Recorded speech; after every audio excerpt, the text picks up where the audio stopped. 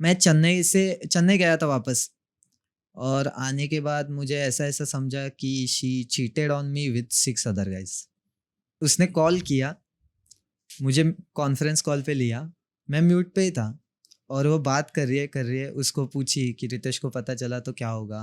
वो बोली उसे कैसे पता चलेगा, अभी तक पता नहीं चला तो आगे कहाँ पता चलेगा। तो हम जा रहे थे और 2 दिन गए, I guess just Somalia cross किया, और मेरे सामने कंटेनर वेसल बॉम्ब हो गया, वही फीडर वेसल जिसे 2 दिन से मैं नोट कर रहा हूँ, मेरे रडार पे, मेरे एक डिश पे देख रहा हूँ, उसके साथ कांटेक्ट भी कर रहा हूँ कि उसका आगे का मूव क्या होने वाला है। अगर वो अल्टर कर रहा है स्टारबोर्ड या पोर्ट साइड तो वैसा बता दे मुझे, पहले इंटेंशन कर दे उसका, क्योंकि पूछना पड़ता है हम लोग को, ROR का फॉलो करना पड़ता है, कॉलरेक्स का फॉलो करना पड़ता है। वैसा हुआ, और जैसे ही शिप बॉम्ब हो गया, वहां से मेडे मेडे चिल्लाने। और अगर रूल है मर्चेंट नेवी का, अगर तुम्हारे आसपास कोई शिप सिंक हो रहा है और मेडे ये अलर्ट आपको आ रहा है, तो out of anywhere you need to go help, और else the coast guards and government will finish you. Company also finish, your ship also finish, your licences also go. मुझे पता है कि तेरे से पहले ना उसके 6-7 बॉयफ्रेंड्स थे, और मैं चाहता हूँ कि मैं रोऊं, पर आंखों में आंसू नहीं आ रहे, मेरे इमोशंस ब्लंट हो जाते हैं, डायरेक्ट शांत हो जाता हूँ, ऐसे फ्रीज हो जाता हूँ मैं। एंड आई वाज करूँ तो करूँ क्या, मतलब मैं पैनिक अटैक, हाथ एंजाइटी जैसे होने लग जाता था घर पे अकेले रूम में। सोचो बेडरूम के एक कोने में खुद ही बैठा हूँ और खुद से ही बात कर रहा हूँ, खुद से ही बात कर रहा हूँ। आई वॉज लाइक, मतलब नहीं था वो निब्बा निब्बी वाला, वैसा कुछ नहीं था मेरा, ऐसा नहीं था तो फिर घर वालों से बात नहीं करवाता मैं। घर और मेरा ऐसा है, अगर हूँ किसी के साथ तो पहले माँ को बताऊंगा, उसके बाद आगे जाएगा। हाँ बोली मम्मी ठीक है, वरना नहीं। और उसके साथ मतलब सब हुआ, दोस्त बोल रहे भूल जा वगैरह ये वो सब। ये उसको मैं ये भी बोलना चाहूँगा कि मतलब वो बंदी ने बोला था मुझे कि तू है ना, कुछ भी होने दे, कितना भी होने दे, मुझे रिप्लेस मत करना, मैं सबसे लड़ूंगी तेरे लिए। और जब लड़ने की बात आई तब खत्म हो गया।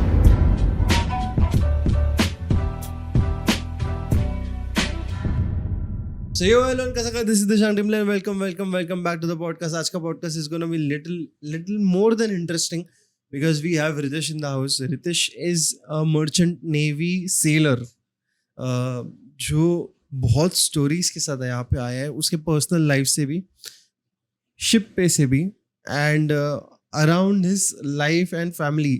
तो बहुत सारे किस्से, बहुत सारे स्टोरीज और बहुत सारे पॉइंट ऑफ व्यू और क्वेश्चंस आज यहाँ टेबल पे रखे जाएंगे, जिसका सवाल जवाब भी हो सकता है या फिर एक किस्से की तरह स्टोरी रनिंग भी हो सकती है। So please keep your hands together for Ritesh. Hi Ritesh, how are you, कैसे हो? Thank you Dishank for bringing me up here and giving me a chance to express myself. वैसे मैं ये सारी चीज़ें ज़्यादा तो आधे से ज़्यादा चीज़ें मेरे घर वालों को भी नहीं पता है, पर मैं ओपन अप हो रहा हूँ, और अच्छा होगा कि मैं आपके सामने ओपन अप हूँ। मेरे जो पास्ट एक्सपीरियंस थे, बैड गुड, उससे किसी को सीख मिले। उसके साथ ही जो मर्चेंट नेवी है उसके बारे में भी एक मार्केट में फिलहाल ब्लफ चले, उसके बारे में भी मैं थोड़ा बताना चाहूँगा, मेरी पर्सनल लाइफ के बारे में। हाँ जी। तो जैसे कि मैं शुरुआत करना चाहूँगा, हाँ। बचपन से ही एक हैप्पी जॉली अकेला लड़का, माँ बाप का प्यारा लड़का, सबका मतलब चाहिए था पूरे फैमिली में। कुछ इंसिडेंट्स ऐसे थे कि मेरे मामा मेरी मासी बोले थे हमें मैरिज नहीं करना है, हमें रितेश दे दो, मेरी मम्मी को बोले थे। और बचपन से अच्छा था, पढ़ाई में अच्छा, कभी 95% के नीचे नहीं आए थे, 6-7 तक बहुत अच्छा था। फिर मैं स्पोर्ट्स की तरफ झुकने लग गया, फुटबॉल ट्राई किया, पर एक इंजरी की वजह से डिस्ट्रिक्ट लेवल के पहले इंजरी हो गई थी, तो वहाँ पे मुझे स्टॉप करना पड़ा करियर। ACL इंजरी हुई थी मेरी, तो 6 महीना उस टाइम पे मैं खेल नहीं सकता था, तो ड्रॉप कर दिया फुटबॉल भी। फिर पढ़ाई में मन लगता नहीं था, तो गेम्स, तभी उस टाइम पे PUBG आया था, जस्ट न्यू, अभी तो BGMI हो गया, तभी आया था, तो खेलते थे। मेरे पास तभी डिवाइस नहीं था, मेरे मम्मी के फ़ोन पे मैं खेलता था, तो मम्मी के फ़ोन पे भी मम्मी रात को आती थी काम से, तभी खेलने मिलता था। और दिन भर वैसे भी पढ़ाई नहीं करता था, क्योंकि वो ब्लफ हो गया था मेरे माइंड में कि हाँ मैं कुछ भी कर सकता हूँ, ओवर कॉन्फिडेंट कि हाँ मुझे सब आ जाता है। तो तभी क्लासेस वगैरह, एक क्लासेस है मेरे एरिया में बहुत फेमस है, उसकी फीस अप्रोक्सीमेट मेरी 9th-10th की 2 लाख रुपए थी। तो वहाँ एडमिशन लिया, सब अच्छा चल रहा था, पढ़ाई करता नहीं था, जरा भी पढ़ाई नहीं करता, इंटरेस्ट ही उड़ गया था क्योंकि जो इंटरेस्ट था मेरा फुटबॉल में वो पूरा मतलब मेरा पाथ ही उस तरफ चला गया था। पर फिर थोड़ा थोड़ा 10th आने लग गया, 9th में एक बार फेल भी हो गया 2-3 सब्जेक्ट में, फिर 10th में आया तो मतलब जो बंदा 95 पे था वो 63 57 इस रेंज में आने लग गया था मैं। तो थोड़ा पढ़ाई की, प्रीलिम्स आए, प्रीलिम्स में तो भी अच्छे आए, 75% कुछ आए थे मुझे 10th के प्रीलिम्स में। पर तभी बोर्ड आया और बोर्ड के वक्त वापस ओवर कॉन्फिडेंट, हाँ कि पढ़ाई में अच्छा हूँ, कर सकता हूँ ये वो। और पढ़ाई करते करते फिर पबजी का तो शौक था पहले से ही, पहले से ही पबजी बहुत पसंद था, मतलब रात को खेलते थे दोस्त के साथ। 10th के बोर्ड के एग्जाम्स है और मेरा अगले दिन सुबह मैथ्स का पेपर है और रात को मैं इम्यूलेटर पे, तभी इम्यूलेटर पे खेलता था, मैं इम्यूलेटर पे पबजी खेलता था। और उस वक्त मेरा तभी एक पुराना इंस्टाग्राम आईडी था, उस पे मेरा स्क्रीनशॉट था, तभी मैं डायनामो के साथ खेला था उस टाइम पे। तो तभी से फिर वहाँ पे एक हमारी पहचान हुई थी, एक भैया थे मेरे ही स्कूल के थे, वो मर्चेंट नेवी में थे। तो उन्होंने मुझे बताया कि नेवी, गवर्नमेंट नेवी, डिफेंस, उसके अलावा भी एक नेवी है। वैसे मेरा क्रेज पहले से ही था नेवी में, पर वो इंडियन नेवी के थ्रू था, तो पहला स्कोप मेरा इंडियन नेवी था। Merchant navy was never my first option, वो सेकेंडरी ऑप्शन ही रखा था मैंने। तो जैसे ही 10th पास हुआ, रिजल्ट आ गया, तो उससे पहले मैं एडमिशन ले चुका था संभाजी नगर में डिफेंस कॉलेज में। तो रिजल्ट आया और परसेंट देख के मेरे पैरों तले जमीन खिसक गई, 57%। मैं बोला अच्छा हो गया, यहाँ आ गया। मुंबई में तो कहीं एडमिशन मिलने से रहा साइंस के लिए, मिलता तो नाइट कॉलेज या ऐसा कुछ होता। तो वहाँ पे 2 साल था मैं, अच्छे से सब चल रहा था, स्ट्रक्चर वगैरह।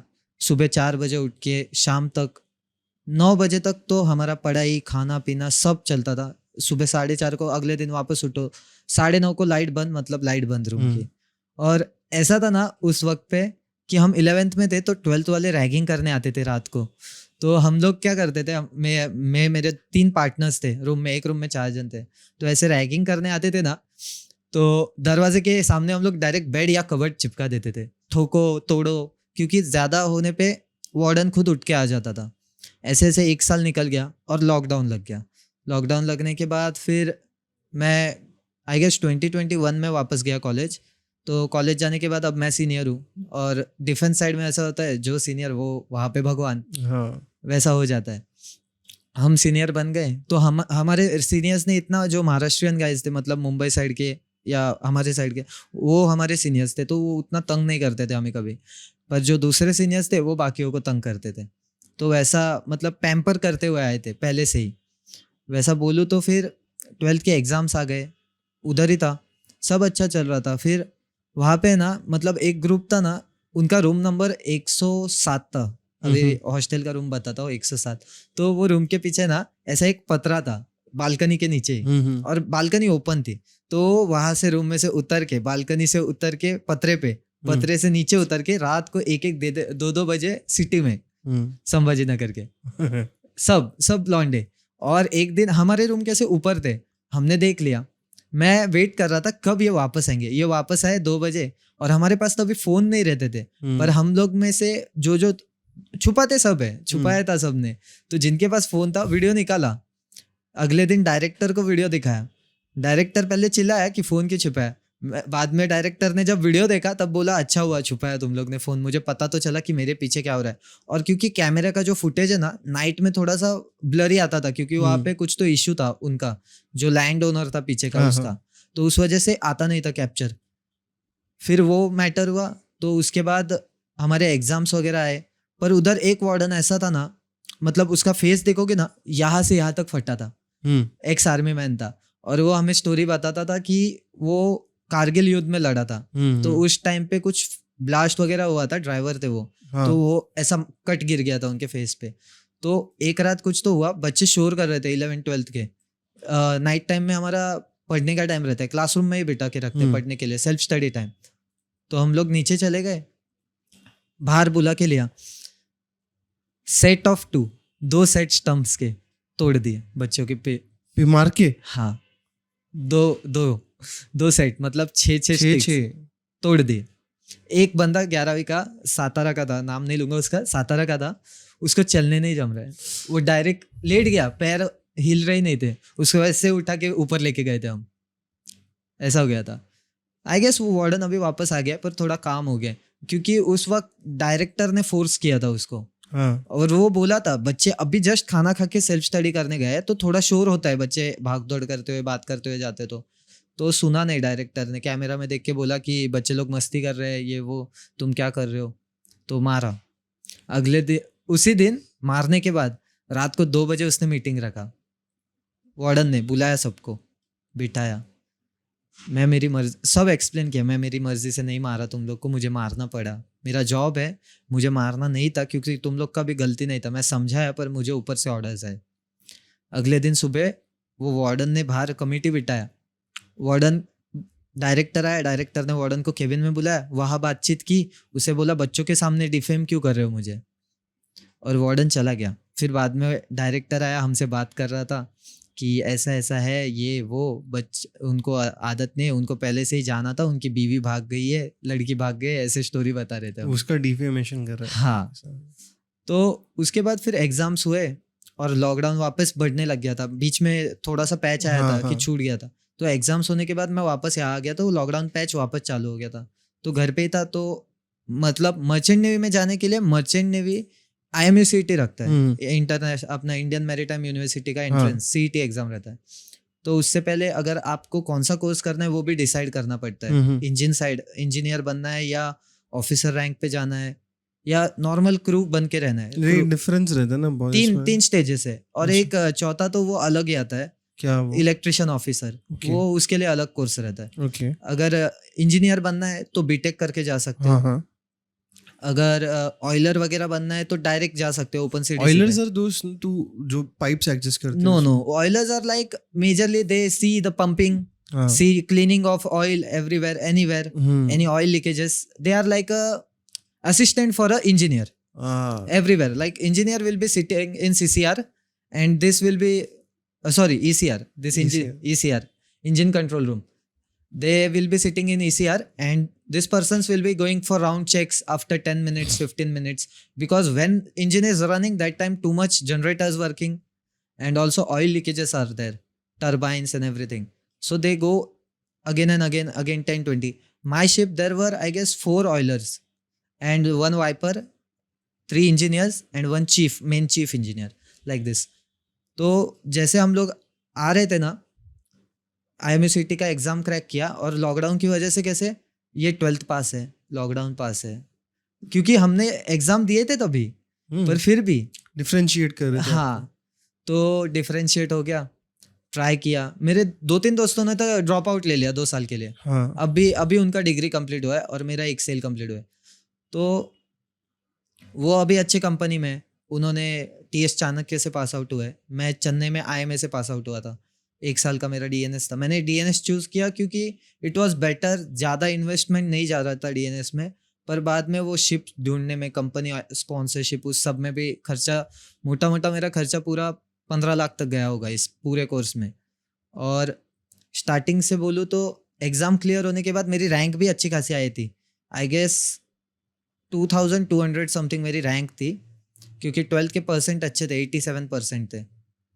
और आगे जाते जैसे IMU का रैंक आने से पहले हमें स्पॉन्सरशिप का, और मुझे किसी ने गाइड नहीं किया था, मुझे सिर्फ इस बंदे ने बताया था IMUCET देना है, कॉलेज जाना है, एग्जाम देना है, हो जाएगा। लो ऊपर से बोला। हाँ, और तभी इतना पता नहीं था, लोग इतना वीडियोस बनाते नहीं थे मर्चेंट नेवी के बारे में। अभी जैसे इंस्टाग्राम पे रील्स आ गया है तो उस थ्रू सब ब्लफ करते जा रहे हैं।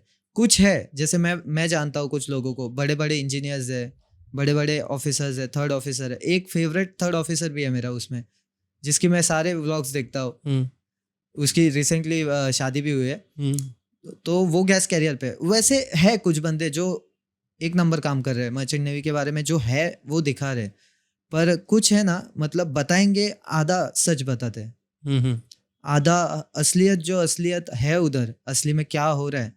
अभी मैं बुक खोल के दिखा दूं ना तुम्हें कि मर्चेंट नेवी में at least every day single person is going dead. हर रोज एक बंदा मर रहा है, एक बंदा जा रहा है, और वो ट्रेनी ही रहेगा। मतलब जाएगा। नया नया नौसिखिया बंदा, अरे बाप रे। जाएगा। और वो भी इस वजह से नहीं कि उसको काम नहीं आता, इस वजह से कि उसको हैरेस किया जाता है शिप पे। अरे रे रे। ऐसा है, हैरेस मतलब बहुत गंदा। मतलब लास्ट एक बीच में इतना बड़ा सीन हो गया था कि वो बंदे ने 6 दिन पहले अपने पापा से बात की कि नया चीफ ऑफिसर आया, मैं उससे सीखने वाला हूँ, समझने वाला हूँ, अब मेरे को हेल्प होगी।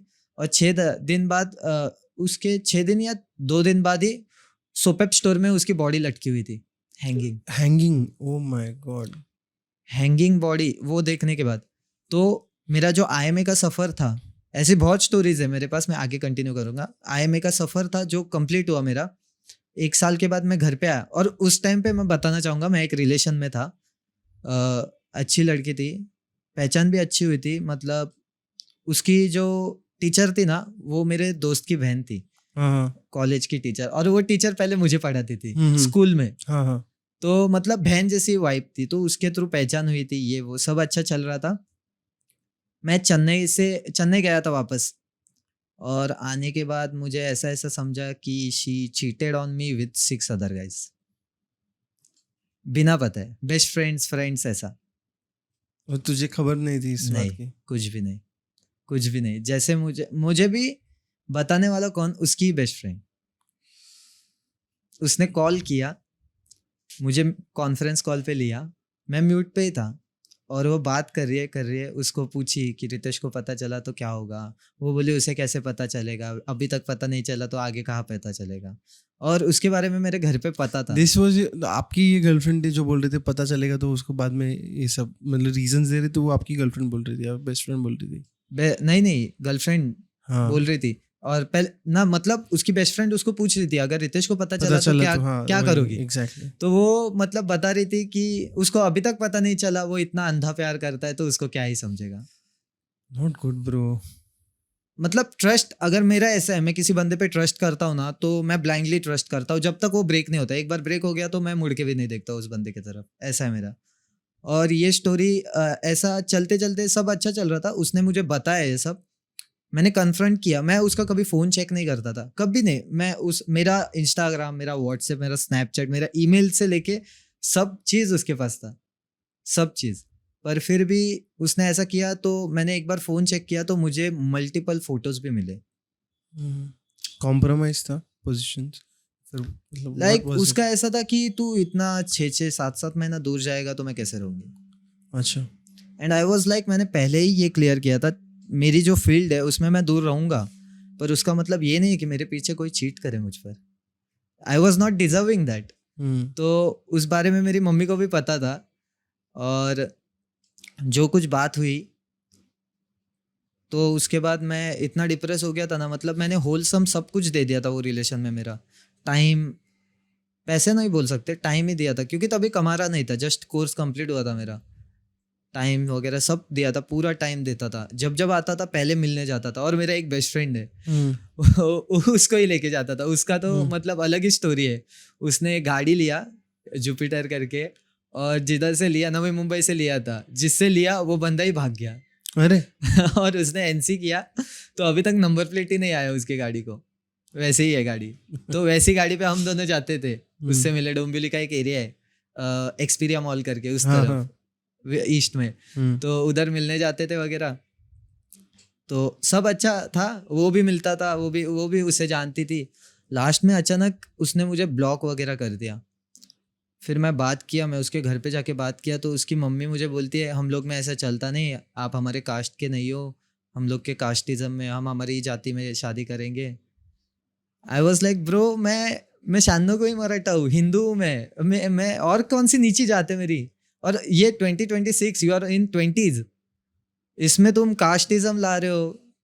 दुनिया कहाँ से कहाँ जा रही है और तुम कास्ट लेके बैठे हो अभी भी। क्या बोलूं दिशांग भाई अभी इसके ऊपर। इसमें पीपल जब कुछ निकालने के लिए नहीं रहता ना, तो उन लोगों के पास लास्ट में 3 ऑप्शन रहते हैं। एक तो कास्ट रहता है, सेकेंडली मनी रहता है, हाँ, और थर्ड इज की कंपैटिबिलिटी। तुम्हारी कुंडली में खोट निकालेंगे, ये कुंडली बैठ रही नहीं है तुम लोग की। वो तो है।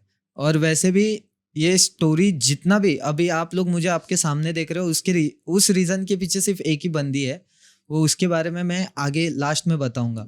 पर अभी ये स्टोरी ऐसे ही चली, 2 साल हो गए, मैं अल्कोहल पीने लग गया, बहुत गंदी चीज़ें करने लग गया, बाहर जाता था रात को 2-2 3-3 बजे तक बाहर दारू पीता था, आता ही नहीं था, घर पे परेशान, बिल्डिंग में परेशान।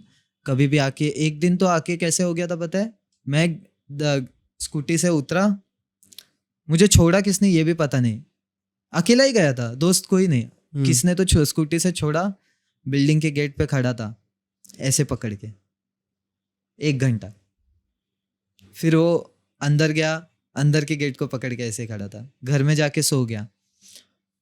उस दिन उसके बाद वापस वैसे हफ्ते भर ऐसा किया। और एक दिन है ना, मैं गोरेगांव आया था काम से कुछ, तभी भी पिया, फ़ोन चोरी हो गया। अभी है मेरे पास यही फ़ोन, दिखा सकता हूँ, ये फ़ोन, ये सेम फोन चोरी हो गया था? हाँ, गिर गया मेरे से, अच्छा। नशे में था ना, गिर गया।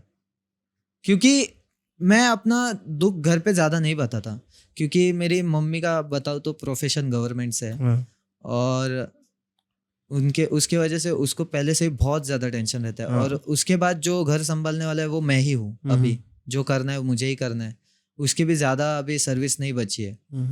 तो उसको ये टेंशन बताओ तो वो वापस टेंशन में आ जाएगी कि ये आगे कुछ बुरा भला ना कर ले खुद का, उस वजह से वो ज़्यादा टेंस। और अकेला बच्चा है, मेरे पीछे एक छोटी बहन है बस, हाँ। लड़का है तो मुझे ही उसका भी सब करना है। डैड है मेरे, पर वो कैसे घर पे रहते हैं, बहन का देखभाल वगैरह करते हैं, क्योंकि कोई रहता नहीं है और अकेली लड़की को घर पे छोड़ नहीं सकते। Exactly. तो तभी मैं बताता नहीं था। और उस दिन गोरेगांव का जो हुआ, उस वक्त मेरे चाचा मुझे लेने आए वहाँ पे। उन्होंने पूछा तू पिया हुआ है, मैं बोला हाँ। तो उन्होंने पूछा क्या हुआ, तो उनको मैंने बताया ऐसा ऐसा हुआ, ऐसे ऐसे लड़की थी तो ब्रेकअप हो गया वगैरह। तो उधर से उन्होंने, चाचा ने मम्मी को बताया कि उसे कुछ मत बोल। मम्मी मुझे लेने आई थी अंधेरी, तो घर गया। उस दिन रात को कुछ नहीं बोली मम्मी, अगले दिन काम पे से आई, मम्मी बोली बोली बोली, मम्मी की आंखों में आंसू आ गए। भाई दिशांक भाई, मैं बोलूँ ना, कुछ भी हो जाए जिंदगी में, अपनी माँ की आंखों में खुद के लिए आंसू आ गए ना, बंदा टूट जाता है, खत्म हो जाता है उस जगह पे। खत्म हो गया मैं सच में, मतलब वो पॉइंट पे ऐसा था कि मेरा जिंदा रहना अभी ये है कि मेरी वजह से मेरी माँ की आंखों में आंसू आ रहे हैं। इतना बुरा हो गया क्या वो माँ ने जब बचपन से मेरी हर एक ख्वाहिश, मैं बोला मुझे आईफोन चाहिए, आईफोन दिया, मुझे मोबाइल चाहिए, मुझे लैपटॉप चाहिए, मुझे कपड़े चाहिए, जो चाहिए, मतलब मैं बोलूँगा ना, ऐसा उंगली रख दिया ना मिल जाएगा, ऐसा था मेरा।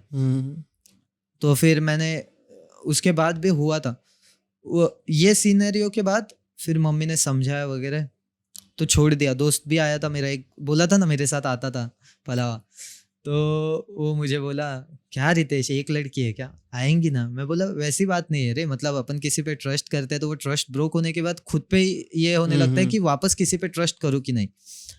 तो वो सब हुआ, और ये बात अभी रिसेंटली फेब की है, 2025 फेब की।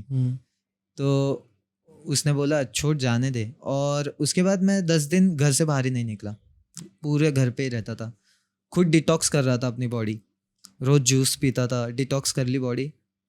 फिर मेरा कॉल आ गया, शिप पे ज्वाइनिंग करनी है 21 फरवरी को शिप पे जाना है।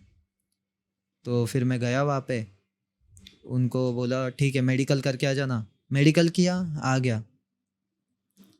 2 दिन बाद फ्लाइट थी, फ्लाइट के दिन भी बहुत इश्यूज हो रहे थे। मेरा मेडिकल हॉस्पिटल में ही था, मैं कांदिवली में था ऑफिस में, फिर कांदिवली से अंधेरी आया, बैग्स लिए, अंधेरी से पासपोर्ट वगैरह सब लिया, डॉक्यूमेंट्स, फ्लाइट में गया, वाइजैक पहुंचा। मेरी ज्वाइनिंग वाइजैक से थी, और वाइजैक पहुंचने के बाद एक रात का स्टे था, अगले दिन सुबह मैं शिप पे चढ़ा। तो अभी शिप पे जाते हो तो हैंड ओवर प्रोसीजर रहता है, फेमिलराइजेशन। मैं गया शिप पे और मैंने देखा कि शिप मतलब अच्छा खासा था, 2006 बिल्ड था मेरा शिप, ज़्यादा पुराना नहीं था, मतलब हो गए थे तो भी अभी 2006 मतलब 24 साल 25 साल के अराउंड आ रहा था उसका एज। तो मैं गया शिप पे, फर्स्ट मतलब तभी मैं रिलेशन में, मैं सब ये मोह माया से निकल गया था, ये रिलेशन वगैरह भरोसा ही नहीं था मुझे उस चीज़ पे कि प्यार होता है, अगर होता है तो वो पहले ज़माने में था, ये जेंजी के युग में तो नहीं होने वाला प्यार। तो चला गया मैं शिप पे, 1 महीना मस्त मजे से काटे। आई गेस 23 मार्च या 24 मार्च को मैं स्विस कनाल पहुंचा इजिप्ट में. Swiss canal is the biggest canal for transit. उसके बाद पनामा कनाल है, छोटे मोटे कनाल है, पर ये 2 कनाल है जिसपे वर्ल्ड ट्रेड चलता है. हाँ. यूरोप को एशिया से कनेक्ट करने वाला स्विस Suez कनाल, Canal. और यूरोप को साउथ अमेरिका, अमेरिकन कॉन्टिनेंट से सेंट्रल अमेरिका से कनेक्ट करने वाला पनामा कनाल है. Yes. तो स्विस कनाल क्रॉस कर रहे थे, तो ट्रांजिट में मुझे सिम कार्ड मिला था वहाँ पे, इजिप्शियन वोडाफोन का. तो इजिप्शियन सिम कार्ड था. पहली बार मैं मतलब 1 महीने के अप्रोक्स बाद अपने घर वालों से बात किया ना, मेरे आंखों में आंसू आ गए थे. आई वॉज लाइक हाँ है, सब ठीक है. मेरे पापा, मतलब मैं व्हाट्सएप चेक किया ना ब्रो, मेरे पापा ऐसे देख रहे कि हाँ आ गया ऑनलाइन मैसेज, दिख गए डबल टिक. पर उससे पहले मेरी मम्मी को मैंने कॉल किया था, और उसके बाद फिर पापा को कॉल किया तो पूछ रहे थे कैसे क्या. उनको मेरे से ज़्यादा इंटरेस्टेड है मेरे फील्ड में ही. तो मैं बोला हाँ ठीक हूँ, क्योंकि ड्यूटी पे था. और एंकर ऐसा है, एंकर वॉच भी रहता है मेरा ड्यूटी मेजरली रहता है 8 to 12, 8 to 12. But you are an engineer. What are you? Like, what is your post? मैं इंजन साइड पे नहीं हूँ, मैं office side, Office side. Office deck side पे रहता हूँ. ब्रिज और deck, 8 to 12 morning bridge, sorry deck, और रात को 8 to 12 ब्रिज. ऐसे मेरे. In future you are going to be an officer. Yes, 3rd officer. पहले अभी ट्रेनिंग ऑफिसर बोलते हैं, नेविगेटिंग ऑफिसर, मतलब जो सीख रहा है वैसा बोलते हैं हम लोग को 18 months में. तो वो शिप पे अच्छा था सब. मेरा चीफ ऑफिसर इतना प्यारा था ना, अभी भी मुझे कॉल करता है कैसा है वगैरह. चीफ मेरा कैप्टन से इतना बनता नहीं था, पर मेरे दोनों 2nd ऑफिसर, चीफ ऑफिसर, मेरा बोसन तो ऐसा था, मतलब 12 बजे का लंच टाइम रहता था. यूजुअली कोई भी कैडेट शिप पे रहेगा तो वो 8 से 12 करने के बाद 2 घंटा ओवर टाइम करता ही है. मतलब मेरी कंपनी में ऐसा है 8 to 12, उसके बाद 2 टाइम ओवर टाइम अगर उसका नाइट वॉच है. नहीं तो 8 to 5 ड्यूटी रहता है पूरा दिन. जो क्रू है ओएस, एबी का नहीं रहता. ओएस और बोसन के साथ जो एबी वॉच नहीं करते, जिनको वॉच कीपिंग नहीं करना है, जिनको बोसन बनना है आगे जाके, उनका 8 to 5 रहता है. What is bosun? Boson is like जो पर्सन है सब डेक वर्क संभालता है. अच्छा. मूरिंग रोप्स मेंटेनेंस बोसन संभालता है. डेक पे crane maintenance, pipe maintain, paint, chipping, जहां पर भी है. मतलब चीफ ऑफिसर मेन लीडर है हमारा. डेक पे आएगा, सब नोट करेगा, वो बोसन को काम बताएगा, बोसन सबसे काम करवा के लेगा, और खुद भी करेगा कभी कभी. ऐसा है, मतलब deck incharge bosun, supervisor type. हाँ, एक प्रकार का मैनेजर समझ ले. वो मैनेजर ही है शिप पे बोसन. पर उसको बोसन से ज्यादा बोट्सवेन ही बोलते हम लोग. तो बोसन भी अच्छा था. और मेरा मेजरली क्रू सीरियन था. और सच बताओ ना, मम्मी कसम बोल रहा हूँ, इतना अच्छा अरेबिक खाना मैंने कभी नहीं खाया था. बहुत, मतलब इंडियन खाना नहीं था, अरेबिक क्रू था, अरेबिक चीफ कुक था. मेस बॉय तो मेरा बेस्ट फ्रेंड था. अभी जो फुटबॉल देखते हैं उन्हें पता होगा लायनल मेस्सी. और मेस्सी के हाथ में हमेशा एक कप रहता है जिसमें एक स्ट्रॉ रहती है, वो यरबा माटे बोलते हैं, वो पीता है. वो सीरिया में और अर्जेंटीना में ही चलता है. तो उसके साथ मैं रोज पीता था शाम को. मतलब मेरी ड्यूटी फिनिश होती थी 12 बजे, मैं सोया रहता था, पर 8 की ड्यूटी रहती थी, और उसकी ड्यूटी 6 बजे फिनिश होती थी. तो 6 से 8 बजे तक हम मट्टा पीते थे 2 घंटा, और फिर मैं ड्यूटी जाता था. और Arabic coffee means next level. Exactly. मेरे घर पे मैं लेके आया हूँ अभी इस वक्त लाते वक्त, और बनाना भी सीख गया हूँ. अरेबिक कॉफी भी नेक्स्ट लेवल. तो शिप पे 1 महीना तो कैसे निकल गया. पहले 1 महीने में वो टेस्ट करते, जितने भी सीनियर्स है ना टेस्ट करेंगे, डेडिकेशन कैसा है, क्या है पढ़ाई के मामले. और मेरा ऐसा हो गया था, मैं बोला अभी 2 साल का गैप आया मेरा बीच में, मेरे जो डिप्रेशन में चला गया था ब्रेकअप होने के बाद, वो 2 साल का गैप आया था मेरा बीच में. सो उसके बाद शिप पे जाना इज लाइक अलग दुनिया में वापस जा रहे हो. नई बार ऐसा लगता है फर्स्ट टाइम आया. पर मेरा ऐसा हुआ, मैं शिप पे गया, हैंड ओवर प्रोसीजर किया, तब मुझे जो पहले का कैडेट था उसने सब बताया. थोड़े दिन लाइक आधा 1 घंटा में पूरा शिप रोटेट कर रहा था, from bow to poop deck, superstructure to ECR. CCR में भी गया था. सीसीआर यानी कि अपना कार्गो कंट्रोल रूम रहता है हमारा, जहाँ से हम वॉच करते हैं कार्गो कैसा जा रहा है. तो वहाँ से गया, फिर रूम में गया. रूम बताऊँ ना तो इतना ही रहेगा, ये रूम के बराबर रूम, एक बेड, 2 AC वेंट, एक मिरर, एक हैंड बेसिन. वॉशरूम भी सेम ऐसा, मतलब रूम के अंदर नहीं, बाहर. कुछ शिप्स पे केबिन में रहते हैं, like gas tankers, oil tankers, बड़े बड़े टैंकर शिप पे. मैं बल्क कैरियर पे था उस वजह से, और ओल्ड वेसल था. जापानीज बिल्ड वेसल्स में पब्लिक ही रहते ज्यादा. तो और मेरे कंपनी के तो सारे के सारे वेसल्स जापान के, और सारे के सारे में पब्लिक वॉशरूम ही है। तो मतलब है ना, अभी मेरे साथ जो ट्रेनी वाइपर था ना, उसको हर हफ्ते जो AB वाइपर्स थे, नसीब मेरा अच्छा था कि मेरे टाइम पे वो ड्यूटीज नहीं थी, मेरे कैडेट से काम नहीं करवाते थे इस कंपनी में। कैडेट से टॉयलेट क्लीनिंग ये कुछ नहीं कराते थे, पर AB करता था, OS करता था, ट्रेनी वाइपर ऑयलर भी करते थे। पर लास्ट में कैसे शिप सेल होने वाला था हमारा, तो वाइपर ये लोग ने ऑयलर ने तो बंद ही कर दिया था। तो धीरे धीरे सब बंद हो गया, तो चीफ ऑफिसर डायरेक्ट फाइन मारना शुरू कर दिया, पर पर्सन $100, जिसने मिस किया $100 गए अकाउंट से। और उनके लिए $100 यानी कि समझ लो बिग थिंग। हाँ, क्योंकि महीना भर काम करो और सैलरी में से डायरेक्ट $100 गायब हो जाए सिर्फ एक गलती के लिए, तो वो हर्ट होता है। अप्रोक्स सैलरी कितना रहता है मर्चेंट नेवी में? लाइक मर्चेंट नेवी का सैलरी अभी स्टार्टिंग में ट्रेनिंग ऐसे जा रहे हो तो बोलूँगा $200-250 स्टार्ट होता है। $250 बस 250-200 स्टार्ट होता है।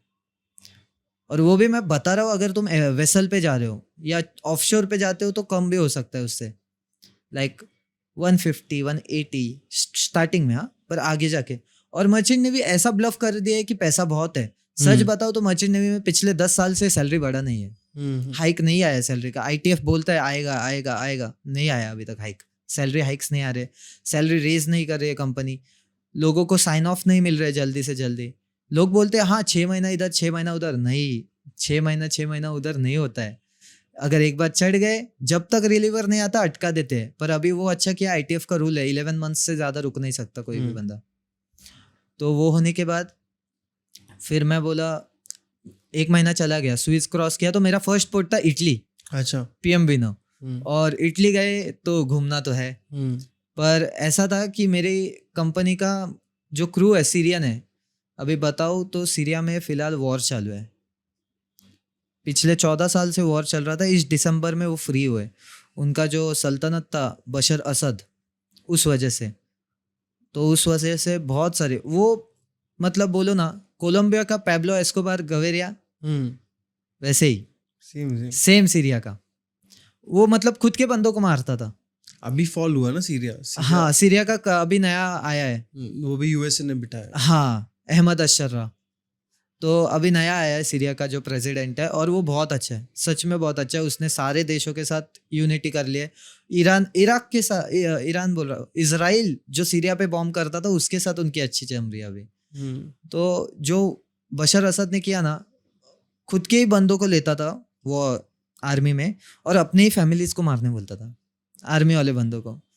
मतलब मेरे शिप पे एक था, एक्स आर्मी पर्सन था, वो AB था। वो बोला है मैंने मेरे आंखों के सामने देखा है मेरा दोस्त अपनी बीवी और बच्चे को मार रहा है गोलियों से। और सैलरी उनको कितना मिलता था पता है महीने का? $50। इतना कम? भाई साहब, सीरिया का 10,000 सीरियन पाउंड है ना, उसमें सिर्फ तू एक बूमर ले सकता है। that currency is inflated as hell. वो इन्फ्लेशन इसकी वजह से, वॉर की वजह से। बिकॉज 14 सालों से बशर असद, उसका पापा, ये breed by breed same North Korea, पर ये लोगों ने ये कर दिया, अगेंस्ट जाके खत्म कर दिया। This goes back to the history of promised land. तो वो तो बाद का बात हिटलर है। टाइम्स, हिटलर टाइप है, बट ये Jewish अभी third world war is gonna happen because I am going away from the नहीं, but third world war is gonna happen because of Israel and Arabic countries. That is the reason problem. और ये अगले next 7 to 10 years में ही होने वाला है। अबे मैं आपको आज की स्टोरी बताता हूँ, आज की भी नहीं, कल की स्टोरी है। ओमान के पास है ना, दुबई जाने, कतर जाने के लिए ओमान के पास एक स्ट्रेट है, स्मॉल स्ट्रेट, जहाँ से 20% ट्रेड, ऑयल का ट्रेड चलता है, कतर यहाँ से। और आई गेस इराक या ईरान ने बोला है कि हम वो बंद कर देंगे। उस वजह से इजराइल ने ईरान पे बॉम्ब कर दिया। इजराइल पे बॉम्ब हो गया, और जो थर्ड ऑफिसर वहां जा रहा है, जिसको मैं फॉलो करता हूँ, देखता हूँ, वो बोला है जहाँ जहाँ मैं जाता हूँ वहाँ वॉर चल रहा है, वहाँ बॉम्बिंग चल रही है। और मैं मेरा पायरेट इंसिडेंट बताता हूँ। हम लोग थे सोमालियन क्रीक में। सोमालियन साहब, I have seen, sorry to interrupt, but मैंने जो वीडियोस देखे हैं ना, बहुत गंदे हैं सोमालियन क्रीक के। एंड तुम लोग के ऊपर जब सोमालिया के पास जाते हो तो एक तो गार्डेड मिलिट्री हमने ऑफिसर्स 8 गार्ड्स रखे थे और उसमें से 4 श्रीलंकन थे, 2 इंडियन थे और 2 आई थिंक ग्रीक थे, 2 ग्रीक, ऐसे 8 लोग थे हमारे और ship ये पे। मिलिट्री के होते हैं कि कैसे होते नहीं, ये हैं? प्राइवेट होता है पर उनके पास IMM का लाइसेंस रहता है हाँ सेफ्टी के लिए, ऑन शिप सेफ्टी। अगर so ज्यादा हुआ ये भी हाँ ये फायर कर मर्चेंट नेवी सकते से हैं। ही आ सकते हैं। हाँ नहीं, ये डिफेंस साइड से आते हैं, अच्छा रिटायर्ड रिटायर्ड डिफेंस। अभी जो श्रीलंका वाले थे वो एयरफोर्स वाले थे, 4 बंदे, चारों के चारों इंडियन थे। वो एक अपना आर्मी वाला था और एक शायद नेवी वाला था, तो वो भी थे।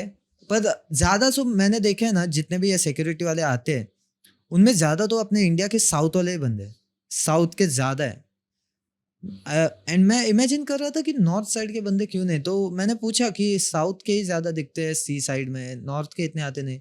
बोलते अपनी अपनी चॉइस है, कुछ बंदे मतलब बोलते हैं रिटायर होने के बाद पुलिस साइड या दूसरे गवर्नमेंट साइड में भी अप्लाई कर सकते हैं, तो उस तरफ जाते हैं, घर से दूर नहीं रहना चाहते, क्योंकि इनका भी हमारे जैसा ही रहता है, 6-6 5-5 महीना समंदर में। सिक्योरिटी है ना तुम लोग का, तो मतलब वो एक शिप क्रॉस करेगी वो पॉइंट, वो उधर से उतरेंगे उनकी शिप पे, उनके मदर वेसल पे, उस मदर वेसल से वो स्मॉल या स्पीड बोट पे दूसरे वेसल पे जाएंगे, फिर वो वेसल वो इंडिया तक पहुंचाएंगे या कहाँ पर भी वो जा रहा है उस तक पहुंचाएंगे और वापस रिटर्न नया शिप लेके, ऐसे चलता रहेगा, left to right stop like train, इधर से इधर, इधर से इधर, ऐसा चलता रहेगा। और हमारे शिप पे आने वाले थे वो, आई गेस जब हम इक्वेटर क्रॉस किया था, श्रीलंका के बाद इक्वेटर नो श्रीलंका के बाद नहीं, इक्वेटर नीचे आ गया, सॉरी। श्रीलंका के बाद जब हम क्रॉस किए तभी आधी रात को 3-4 बजे मेरा फोन रिंग हुआ केबिन में, रितेश स्टैंड बाय। और स्टैंड बाय ऐसी चीज है ना, वो हर मर्चेंट नेवी वाले को बुरी लगती है। अगर समझो जस्ट ऐसा पूरा बॉयलर पहना है, वॉकी टॉकी है, और मेरा वॉकी टॉकी मेरे केबिन में मैं रखता नहीं था ज़्यादा, चेंजिंग रूम में ही रखता था, चार्जिंग के लिए बस केबिन लाता था, क्योंकि ज़्यादा से ज़्यादा जब शिप पे वर्क रहता है ना, ज़्यादा वर्कलोड बढ़ जाता है तो, और बैड वेदर में तो लगता ही है हमें, और पोर्ट ऑपरेशंस पे तो ज़्यादा से ज़्यादा वॉकी टॉकी लगता है, क्योंकि चीफ ऑफिसर बार बार पूछता रहता है क्या चल रहा है, CCR में क्या चल रहा है।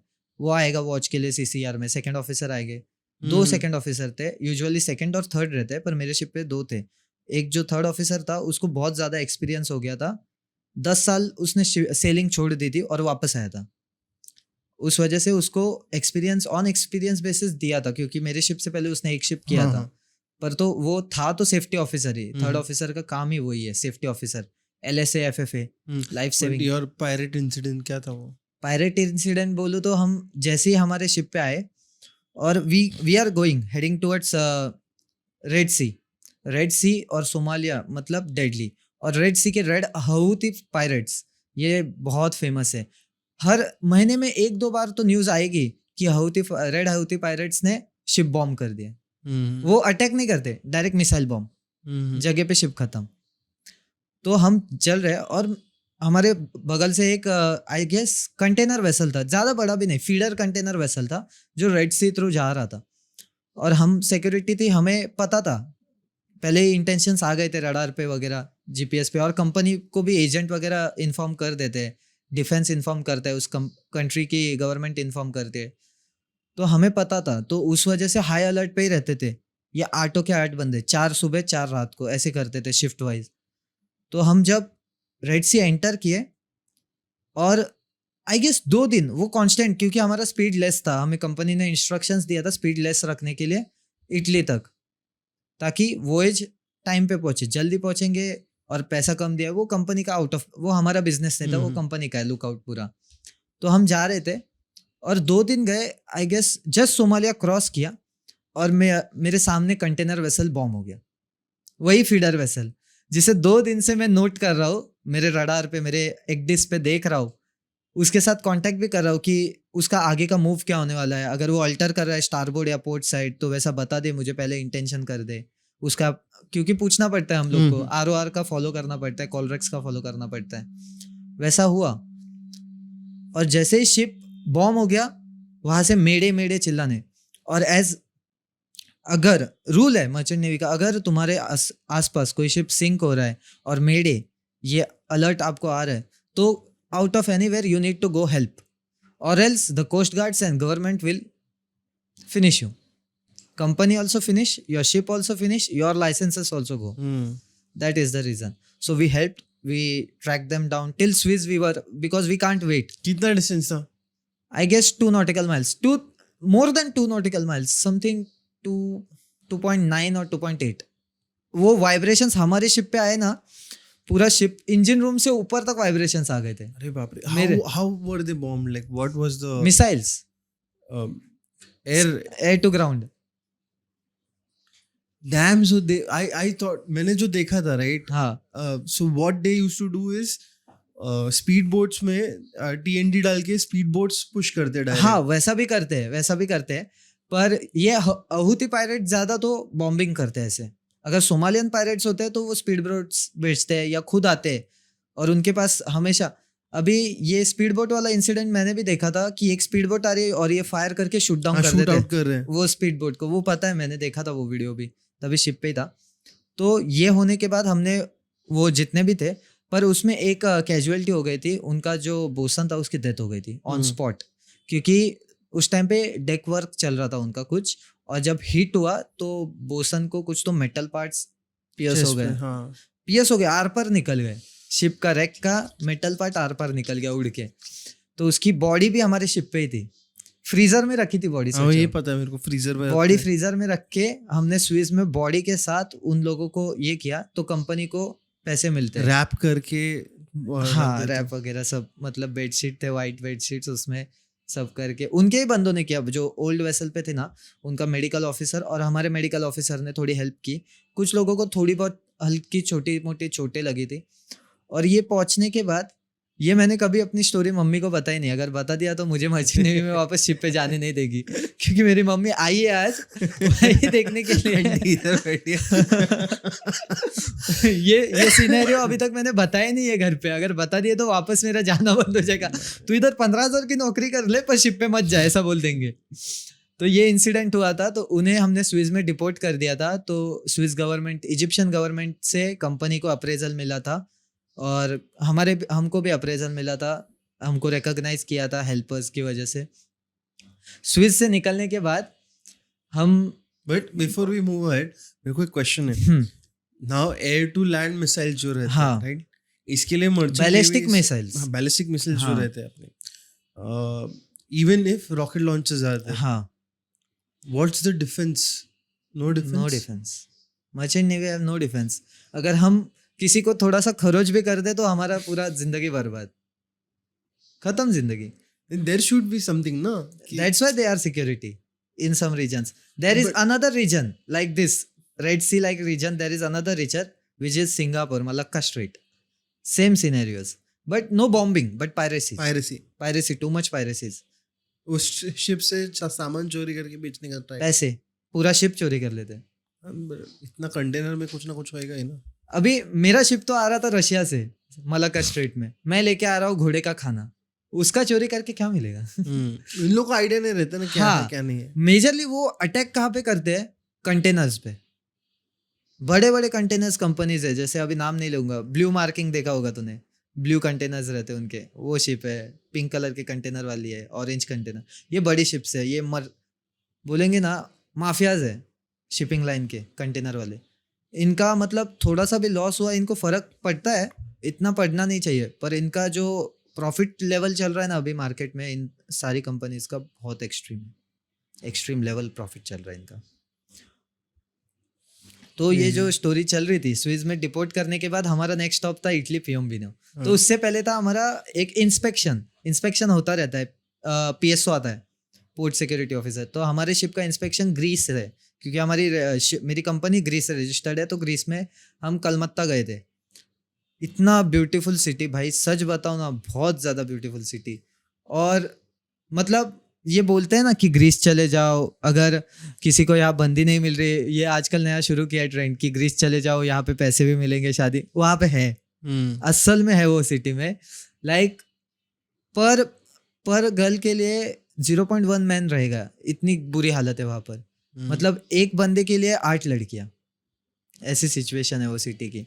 पर खाना अच्छा, मतलब यूरोपियन साइड का खाना बोलूँ तो अरेबिक यूरोपियन थोड़ा अच्छा है.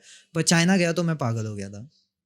चाइना और वियतनाम में खाना अच्छा नहीं था. अच्छा था तो इटली पहुंचे हम, इटली में हम इंडिया से लेके गए थे स्टील लॉक्स। बट एक इशू ये भी होता है ना, अगर कोई वेजिटेरियन है तो उसको बहुत इश्यूज होते रहेंगे ना शिप पे बहुत, बिकॉज आई हैव सीन जो कुछ शेफ रहते हैं मतलब मैं नॉन वेज बताऊं ना, बना सकते बट वेज नॉनव्हेज. अरे मी सांगतो, ह्यांनी जेवण काय असायचं म्हणजे अरेबिक खूप गोष्टी चांगल्या आहेत आणि खूप वाईट पण आहेत. एक जेवण असं ज्यात पालक आहे ना शिजवतात, त्यात मटणाचा चुरा करून टाकतात आणि ते भातावर डायरेक्ट टाकून देतात. ते बघितलं की माझी चिड व्हायची. मी मग टुना खायचो किंवा सॅल्मन खाऊन निघून जायचो. हाँ बट ये भी रहता है ना अपना, बीफ भी रहता रहेगा बहुत. बीफ नाही, माझ्या शिपवर नव्हतं. हो, आधी होतं, म्हणजे मी शिपवर चढायच्या आधी होतं, पण त्यानंतर नाही, फक्त लॅम्ब मीट आणि चिकन. That is safe.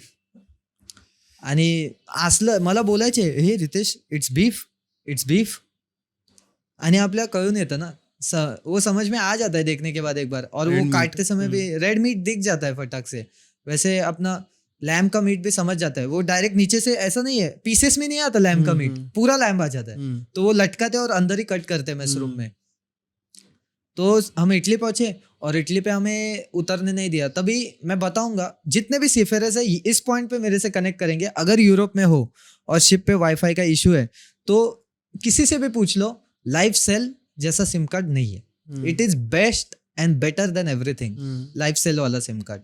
तो मेरे पास लाइफ सेल का सिम कार्ड था, यूक्रेनियन, तो उसका रिचार्ज किया था. वो मतलब अभी मैंने इतने स्ट्रीम्स ट्राई किए ना, रशिया में ट्राई किया, China, Vietnam, Singapore, 20 nautical miles के आगे मुझे नेटवर्क नहीं मिलता था.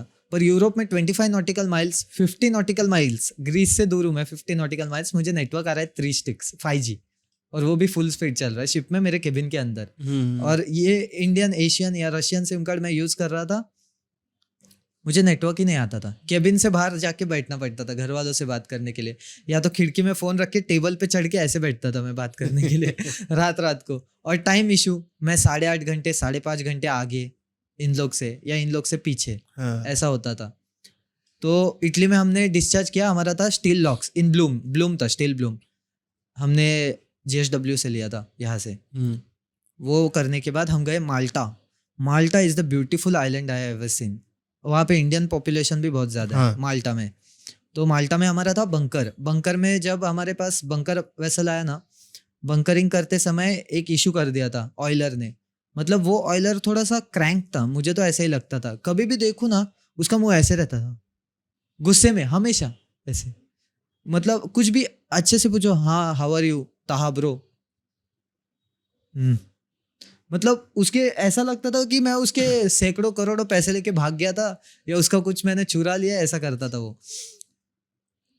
तो उसने कुछ इशू किया, उसको सेकंड इंजीनियर इतना अच्छा था हमारा, उसने बोला था कि नट टाइट करके मेन पाइपलाइन से कर दे, या ऑयल स्पिलेज के ऊपर गिरने दे ऑयल, कोई इशू नहीं है, लॉक कर दे चेम्बर्स वगैरह, क्योंकि अगर गलती से थोड़ा भी ऑयल गया ना, पूरी शिप पे चार्ज लगता है मारपोल के अंडर, ऑयल प्रिवेशन के अंदर. तो हम लोग ने क्या किया, वो बंकर नाइट में था तो मेरी ड्यूटी खत्म हो गई थी 8 से 12, और इंजन वाले थे और बोसन और एक AB था जो ड्यूटी नहीं करते थे. तो मैं तो सोया था केबिन में, और उसके बाद अचानक से अलार्म रेज हो गया. बाहर जाके मैंने देखा तो सब भाग रहे इधर उधर. मैं पूछा क्या हुआ, ऑयल स्पिल. लाइफ बोट नीचे किया, केमिकल्स लिए, स्कूप्स लिए, सैंडस्ट ली, जमा कर रहे. ये बंदे को बोला था 4 पानी में से कर रहे हैं. हाँ, क्योंकि ऑयल फ्लो होने लग गया, प्रेशर से आता है हाइड्रोलिक से शिप पे ऑयल. और हमारे शिप पे कैसा फ्यूल ऑयल था एक, और एक डीजल. और हम जब यूरोपियन एरियाज में रहते हैं तब हमें डीजल ही यूज करना है, फ्यूल ऑयल यूज नहीं कर सकते क्योंकि ज्यादा पॉल्यूशन होता है. तो डीजल ज्यादा ले रहे थे और फ्यूल ऑयल थोड़ा सा ही लिया था, पर वो थोड़ा सा भी पानी में गिरा दिया. और इस बंदे को बोला था सेकंड ने कि जब ऑयल डिस्चार्ज चल रहा है, अगर इनटेक चल रहा है तो अच्छे से नट टाइट वगैरह करके अच्छे से रहे, और बार बार चेक करे, क्योंकि प्रेशर से आता है ना तो वो पुल आउट होने को देखता है. और ये नेटवर्क मिला था, ये बात कर रहा है, अपनी बीवी से बात करते बैठा है, एक नट निकला, दूसरा नट निकला, सिंगल नट पे ये ईयरफोन डाल के बैठा है बंदा. सोचो ड्यूटी के टाइम ईयरफोन डाल के बैठा है, सिंगल नट बचा था. दूसरा नट जब निकला, लास्ट नट, पाइप ऐसे उड़ के गया, उनकी शिप पे से नीचे गिरा और ऑयल पानी में. उसने देखा, फटाक से जाके CCR से ECR में कॉल लगाया और टेली रूम से, और बोला ऑयल स्पिल. अलार्म रेज हो गया, सब आ गए भागते दौड़ते ड्यूटीज के लिए। मैं बोसन के साथ लाइफ बोट में, और मेरे साथ 3 AB और एक सेकंड ऑफिसर, जो थर्ड ऑफिसर। हम ऐसे नीचे गए। मेरा काम था मेंटेनेंस रखना और वॉच रखना कि कहाँ कहाँ ऑयल है और क्लीन करने का। तो वो सब किया। उसके बाद और ये अंधेरे में हो रहा है ना सब? हाँ, रात के 3 बजे, 2-3 बजे का टाइम है। मुझे टाइम भी इतना याद नहीं How हुआ। are you seeing it? Flashlight है। इतना बड़ा टॉर्च था, मतलब वो मारेंगे ना तो पूरा शिप दिखता। मैं ब्रिज पे से मारता, मुझे फॉरवर्ड दिख जाता शिप का। तो 2 बंदे थे हम ऐसे, मैं और बोसन, हम टॉर्च लेके थे, और वो AB और ऑयलर्स का काम था ऑयल स्पिलेज निकालना वगैरह, सॉ डस्ट लेके सब ऑयल क्लीन किया कैसे वैसे। फिर फाइन भरना पड़ा। अभी वो फाइन कैप्टन ने भरा, पर उसके बाद इटली में माल्टा के बाद हम इजिप्ट आए, अबुकीर पोर्ट। इजिप्ट में उतार दिया वो बंदे को शिप से, डायरेक्ट लाइसेंस कैंसिल। कंपनी ने बोला मत आ वापस, उसको। हाँ निकाल लिया। इजिप्ट आया, अबुकीर पोर्ट अच्छा था। बहुत गर्मी थी क्योंकि यूरोप में जाते हो ठंड, इजिप्ट साइड आ गए गर्मी बढ़ने लगी। तो वहां पे हमारा 4 दिन का स्टे था, और हम तभी कार्गो भर रहे थे, वाइट कलर का कुछ तो था, उसका नाम भूल गया मैं कार्गो का भी। फर्टिलाइजर जैसा पकड़ ले, fertiliser, urea in bulk, urea लिया था। तो वो कार्गो को ह्यूमिडिटी नहीं लगता, अगर ह्यूमिडिटी आए तो पानी ये हो जाता है, जमा होता है उसके अंदर, पानी छूटता है उसको, तो कार्गो डैमेज हो सकता है। और वो कार्गो लेके हमें जाना था फ्रांस। तो फ्रांस जाना है, एक्साइटमेंट तो है बहुत ज्यादा, फ्रांस जा रहे। और उसी वक्त हमारा डेडली सी से कांटेक्ट होने वाला था, सबसे ज्यादा डेडली सी। मतलब बे ऑफ बंगाल है ना, वैसे ही बे ऑफ बिस्के है फ्रांस के पास, बताता हूँ स्टोरी आगे। तो हम अबुकीर से निकले, कार्गो डिस्चार्ज हो। अबुकीर से निकलते समय इतना ज्यादा स्वेल, मतलब 6-6 मीटर की वेव्स हिट हो रही है फॉरवर्ड से, और ऊपर आ रही है, हाँ। शिप से ऊपर आ रही है। हम हिट हो रहे, मतलब उस रोलिंग पीरियड में मेरा ऐसा था, मैं शायद से, मुझे पता नहीं किसी का और का एक्सपीरियंस होगा कि नहीं, मैं पहला बंदा ऐसा था कि शिप फुल रोलिंग में और मैं घोड़े बेच के सो रहा हूँ। वरना लोगों को वॉमिटिंग, डिजीनेस, खाना नहीं जा रहा है, कुछ खा रहे नहीं। और उस टाइम पे खाना अच्छा बनाते थे और लोग खाते नहीं थे, मैं ज्यादा खा के सो जाता था। ऐसा था मेरा, क्योंकि अगर एनर्जी नहीं है तो अगले दिन डेक पे काम करना नहीं। और इजिप्ट साइड में हीट की वजह से डेक पे काम 8 to 12, मतलब पागल हो जाता था बंदा। और 12 के बाद 3 बजे तक तो और ज्यादा पागल। 8 to 12 is morning, 8 to Yes. Afternoon 12। Yes, तो उसके बाद तेरा ड्यूटी था रात का।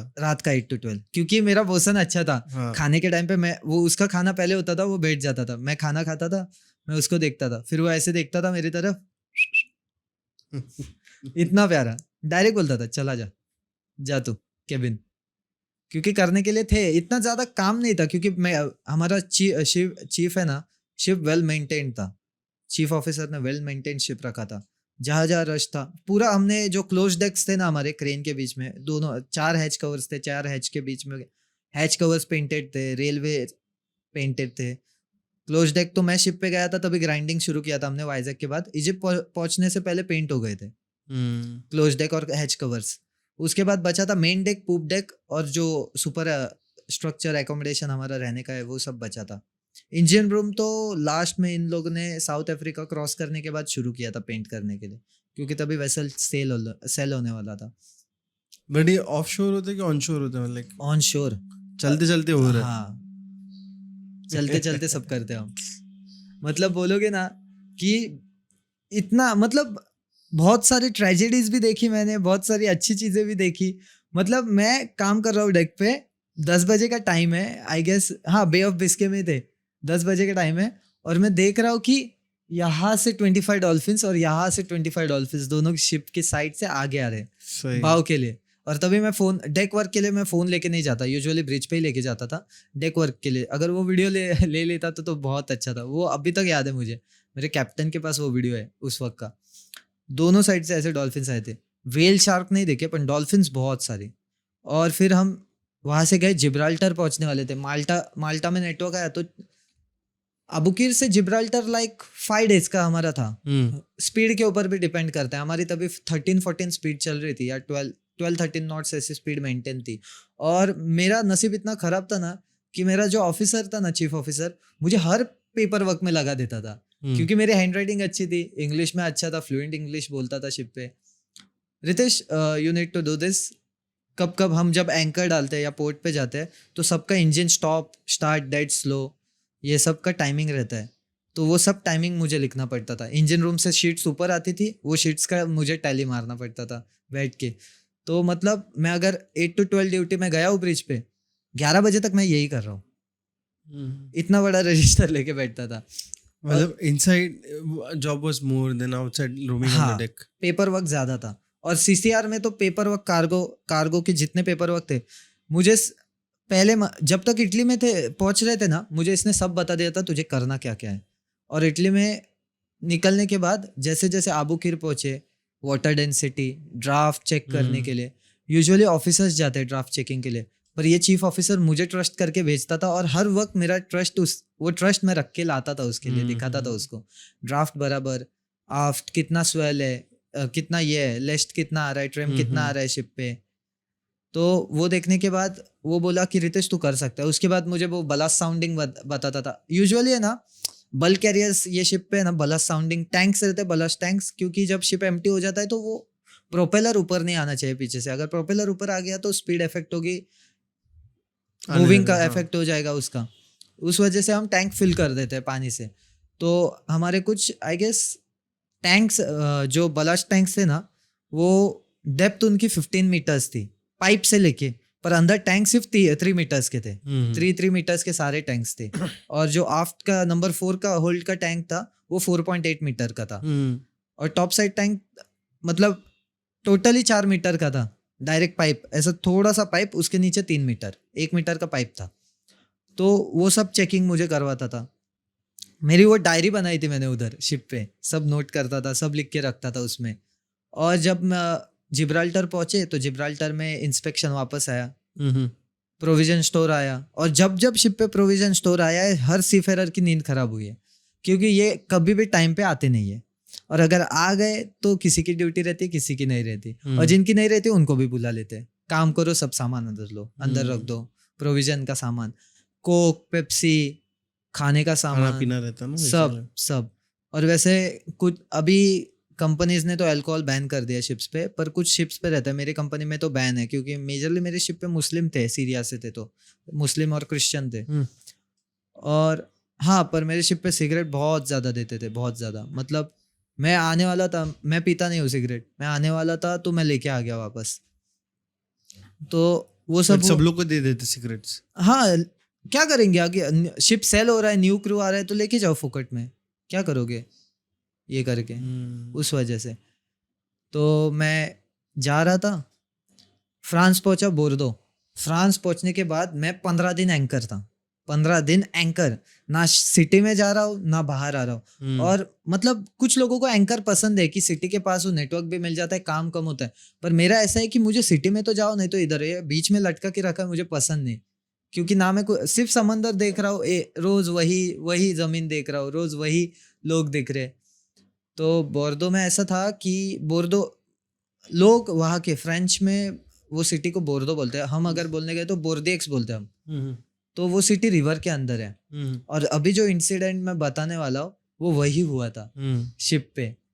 तो हम बोर्दो गए अंदर, और ये फर्स्ट इंसिडेंट है जो मेरे साथ हुआ है, मतलब मैंने देखा है मेरे सामने। और सेकंड इंसिडेंट जो बताऊंगा रशिया का, वो मेरे खुद के साथ हुआ। तो मैं तो बच गया, बट वो जिसके साथ फ्रांस में हो वो चला गया बेचारा। तो वो यंग ही था, 25 एज थी उसकी, जस्ट आया था, मतलब ये भी बना था। तो हम गए थे बोर्दो, 15 दिन के बाद हम बोर्दो अंदर गए, पोर्ट में थे। और बोर्दो का कैसा था कि बे ऑफ बिस्के में है ना, जब तुम नॉर्थ अटलांटिक पोर्तुगल क्रॉस करते हो, पोर्तुगल स्पेन बॉर्डर से बे ऑफ बिस्के तो तुम 4,000-5,000 मीटर्स डेप्थ है वहाँ समुंदर की, अटलांटिक की। वहाँ से तुम डायरेक्ट ड्रॉप आउट करते हो 900 मीटर्स पे। इतना? हाँ, डायरेक्ट ड्रॉप हो जाता है बे ऑफ बिस्के में 900, 850, 400। उस वजह से वो स्वेल आ जाता है, रिवर वाटर और सी वाटर का स्वेल बन जाता है उधर। वहाँ पे अगर मैं एडिस का फोटो दिखा दूंगा ना, उस एरिया में हर एक नॉटिकल माइल से 2 नॉटिकल माइल्स में तुझे शिप रेक का मार्किंग मिलेगा कि वहाँ डूबा हुआ शिप है। बे ऑफ बिस्के इतना गंदा है। तो हमारे साथ वैसा कुछ नहीं हुआ, होप फॉर गॉड। तो अंदर गए हम पोर्ट में 15 दिन बाद। पोर्ट में जाने के बाद हमारा अच्छा चल रहा था। दो दिन तो अच्छे से गए, क्योंकि बीच बीच में बारिश आ रहा है तो रुकाना पड़ रहा था, क्योंकि कार्गो भीग गया तो फिर खत्म बात। तो दो दिन रुके, बार बार रुकना पड़ रहा था। आई गेस 5वां या 6वां दिन, क्योंकि 5वें दिन मैं बाहर गया था शोरलिव पे फ्रांस में। 5वें दिन बाहर गया था और 6वें दिन नाइट वॉच का टाइम था। मेरे साथ ए बी था और सेकंड ऑफिसर। तो मैं और सेकंड ऑफिसर था। मैं पूप डेक के रोप्स, मूरिंग रोप्स, जो सिंथेटिक हमारे रोप्स होते हैं, वो चेक कर रहा था, क्योंकि हाई टाइड, जब लो टाइड आता है ना तब कोई इश्यू नहीं है, क्योंकि धीरे धीरे टाइट होते जाता है, टाइट होते जाता है रोप। और जब लूज होते जाता है, और हाई टाइड आता है तब टाइट होता है। और हाई टाइड का टाइम था और रात को 12:30 बजे हाई टाइड फुल पीक पे जाने वाला था। और हमने कैसे, क्योंकि अचानक से बढ़ने वाला था तो हम ज्यादा चेक नहीं कर रहे थे। शायद से वो रीडिंग का गलती था या कुछ, मुझे पता नहीं। हमने चेक किया था तभी डेप्थ उस टाइम के हिसाब से आई गेस 9 बजे के हिसाब से डेप्थ होना चाहिए था 3 मीटर, और वो बढ़ने वाला था 8 मीटर तक पानी। तो हम गए, मैं पूप देख कर चेक करके आया, और फिर मुझे वॉकी पे कॉल आया एबी का कि Ritesh please come forward, I need help. तो मैंने वैसा सेकंड ऑफिसर को भी बताया। तो उसने एक ऑन नाइट उसने चीफ को कॉल किया कि कुछ प्रॉब्लम है फॉरवर्ड में, तो मैं और रितेश जा रहे हैं, तो can you please come and take hand over in CCR for few minutes. और चीफ ऑफिसर पोर्ट टाइम पे जरा भी सोता नहीं है, जरा भी नहीं सोएगा। कंटिन्यू 16, 17, 18 घंटे जगा रहता है। मेरा चीफ तो मतलब, हमारा जो क्रेन है ना हैच कवर का, उसका जो प्रोपेलर था पीछे का, ये गियर शिफ्टर जो विंच यूज होता था, वो विंच टूट गया। नंबर 4 होल्ड का होल्ड ओपन नहीं हो रहा है। वो बंदा 2 दिन सोया ही नहीं है, उधर ही खड़ा है इंजीनियर्स के साथ ऐसे ही। और जब काम होने को आया था तब वो सुबह 7 बजे, मतलब वो उसके पहले सुबह 2 दिन पहले 7 बजे आया था, तो बीच में ऐसे ले रहा था 15 मिनट्स पावर स्नैप वगैरह ले रहा था। तो उसके बाद वो गया और मैं पानी लेने, कॉफी पीने के लिए गया था मेस रूम में। मैं देखा कौन सो है, मैं देख रहा हूँ चीफ ऑफिसर सो, और मेरा जरा सा आवाज है, आंखें खोल दिया। मैं बोल sir sleep I am going. तो वो इतना अच्छा बंदा था, तो वो आ गया फटक से रूम में से। उसका ड्यूटी 4 से 8 रहता था, तो वो आ गया फटक से। हम गए फॉरवर्ड, तो वो बोला रोप ज्यादा टाइट हो रही है फॉरवर्ड की, क्योंकि इन लोगों ने डिस्चार्ज में गलती कैसा किया कि नंबर 1 और नंबर 2 डिस्चार्ज किया। जैसे कि हमने बोला था वो नंबर 1 और नंबर 3 पहले करो, फिर 2 और 4 पे आना। इन्होंने नंबर 1 और 2 किया, उसमें नंबर 1 मोर देन 70% कर दिया और नंबर 2 का 30% आने लग गया था। तो उस वजह से शिप ऐसे ऐसे होने लगा, ऊपर उठ रहा था। हाँ, तो वाटर तो बढ़ रहा नहीं है पर स्ट्रेंथ बढ़ रहा है। तो हमने फटाफट करना शुरू कर दिया, एक कर रहे थे। पर उसमें एक अपना जो मेन ब्रेस्ट लाइन था, ब्रेस्ट लाइन ऐसा जाता है पीछे की तरफ, वो ब्रेस्ट लाइन टूट गया। इतना करने के टाइम टूटा तो टूटा, वो इतनी फोर्स से पीछे आया ना, ये बंदा खड़ा था उधर देख रहा था, ऐसे रॉड पकड़ के स्नैप किया, डायरेक्ट हेड पानी में, नदी में, डायरेक्ट नदी में हेड। मतलब मैं विंच कंट्रोल कर रहा हूँ और मैं देख रहा हूँ विंच चल रहा है, और डायरेक्ट मैं खींचा तो विंच लूज हो गया डायरेक्ट से, क्योंकि फटक से लूज गिर जाता है, अगर ब्रेक हो गया ना लूज हो जाता है विंच। और लूज कैसे हो गया, मैं देख रहा हूँ सिर्फ बॉडी खड़ी है। तेरे शॉक रहेगा ना, तो पागल हो मैं जाएगा। 2 मिनट सुन पड़ गया, विंच घूमते ही जा रहा है। तब तक सेकंड ऑफिसर पीछे से आया, what happened sir. Direct general alarm raise, body लेके शिप पे से उतार दिए, सब इन्वेस्टिगेट किया। तो क्या इश्यू हुआ, तो इश्यू बोर्दो पोर्ट का ही था। गया एक बंदे का जान। वो कहाँ का था? वो सीरिया का ही था, पर अच्छा दोस्त था मेरा, इसलिए मैं उसके साथ ही वॉच पे जाता था भाई। उसके बाद मतलब मेरा ऐसा हो गया था ना, नहीं अब इसके बाद मेरे साथ और एक घटना घटने वाली थी, पर वो लव लाइफ में घटने वाली थी। तो बात कुछ ऐसी है, डेट थी 9 मई, हम आए पोर्ट से बाहर, हमें एंकर मिला था, बोर्दो से बाहर आए, बे ऑफ बिस्के में एंकर था, बोर्दो सिटी के पास ही एंकर डाले थे। और 9 तारीख थी, 10 तारीख को मुझे एक बंदी मिलते, नाम नहीं लूंगा उसका, तो इंस्टा पे म्यूचुअली पहचान हो गई, जान पहचान बड़ी, बात वगैरह हुई, सब अच्छा चल रहा था। और मतलब बोलते हैं ना, अगर प्यार होना है तो हो जाता है, ऐसा उसकी तरफ से आया था पहली बार। तो उसने कन्फेंस वगैरह किया 13 तारीख को। तो मैंने सोचा, मैं बोला मुझे 12 तारीख को कन्फेस किया। मैं सोचा, मैं बोला मुझे टाइम दे थोड़ा, एक दिन का सोचने दे। तो मैंने थोड़ा सोचा, बोला ठीक है चल एक बार चांस ले लेते हैं, पिछली बार हुआ था वैसा तो नहीं होगा इस बार। चांस ले लिया और उसके बाद 13 तारीख को हाँ बोल दिया मैंने। उसके बाद अच्छा चल रहा था, मैं रशिया जा रहा था। हमारा नेक्स्ट पोर्ट था कैलिंगराड, रशिया। कैलिंगराड एक छोटू सा पोर्ट है, मतलब टेक ओवर किया है रशिया ने उस समय पे। उसके अगल बगल में कोई रशिया का रीजन नहीं, वो छोटू सा एक सिटी। तो हम जाने वाले थे कील कनाल से जर्मनी थ्रू। नहीं तो जाते तो पूरा हैम्बर्ग घूम के आना पड़ता था, पर कील कनाल से गए हम। तो जाते समय हम गए डव। जब मैंने फ्रांस छोड़ा तो 3 दिन तो नेटवर्क नहीं था, क्योंकि शिप का स्पीड कैप्टन को जैसे इंस्ट्रक्शन आ रहे हैं वैसे रख रहा है। तो 9, 10, 11 ऐसा ही रखा था, फुल इंजन पे नहीं रन हो रहा था शिप। और जैसे हम डव ऑफ स्ट्रेट में पहुंचे, तो डव स्ट्रेट में पहुंच गए थे हम। यूके और फ्रांस के बीच में से जा रहे थे। हमने जैसे ही वो पॉइंट क्रॉस किया जहाँ पे लिली, फ्रेंच सिटी है लिली, उस पॉइंट पे मुझे नेटवर्क आया। मैं बात किया, मेरी मम्मी को कॉल किया था।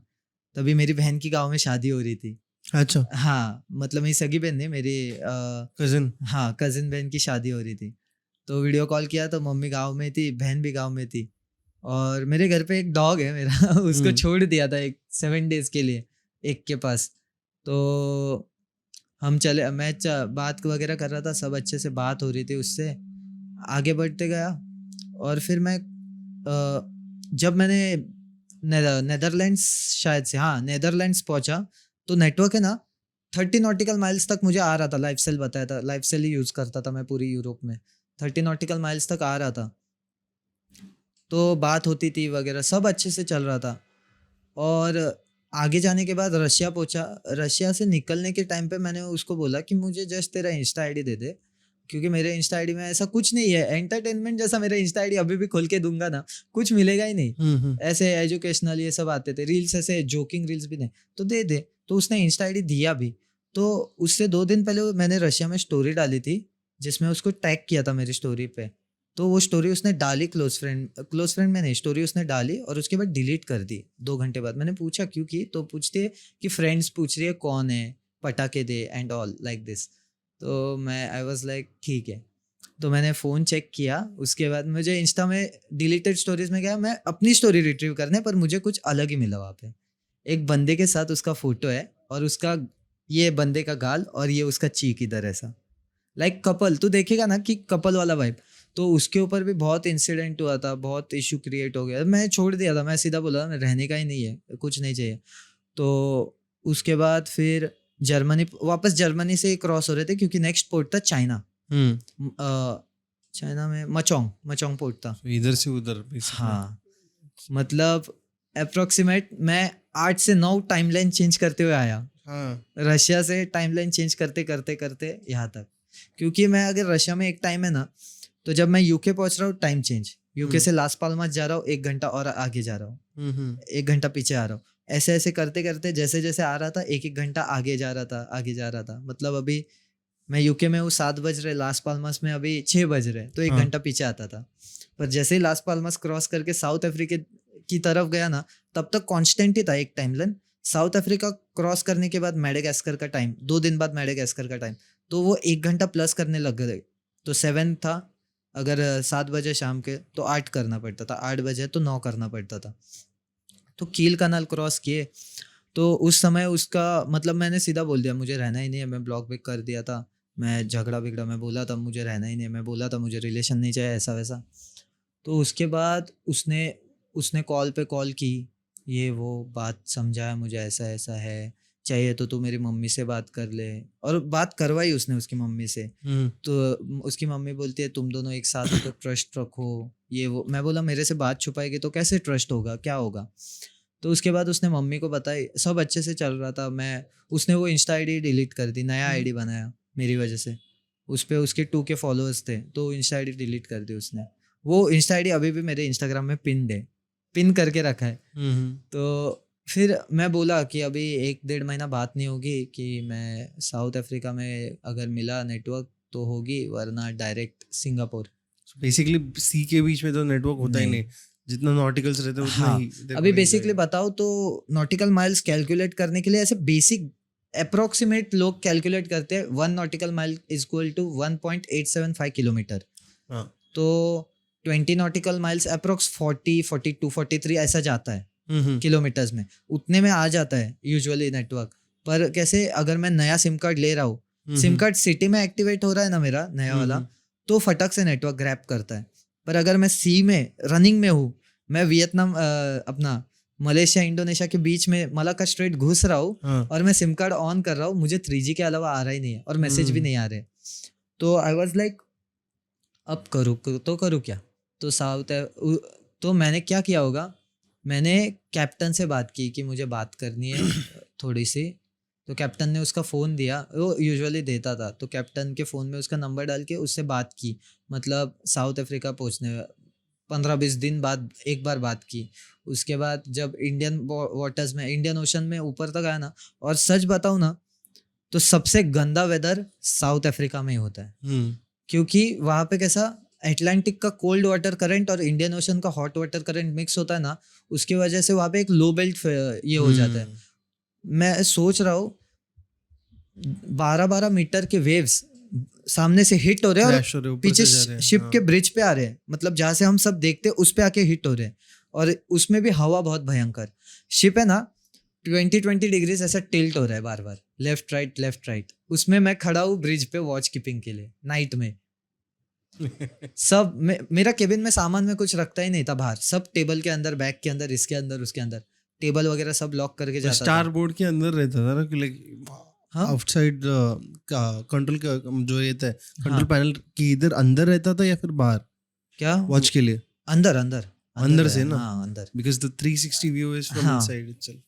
अगर बाहर मतलब पोर्ट पे जब जाते हो तब बाहर से कंट्रोल किया जाता है मेजरली, क्योंकि पोर्ट पे ज़्यादा से ज़्यादा क्लोज डिस्टेंस है, ध्यान रखना पड़ता है।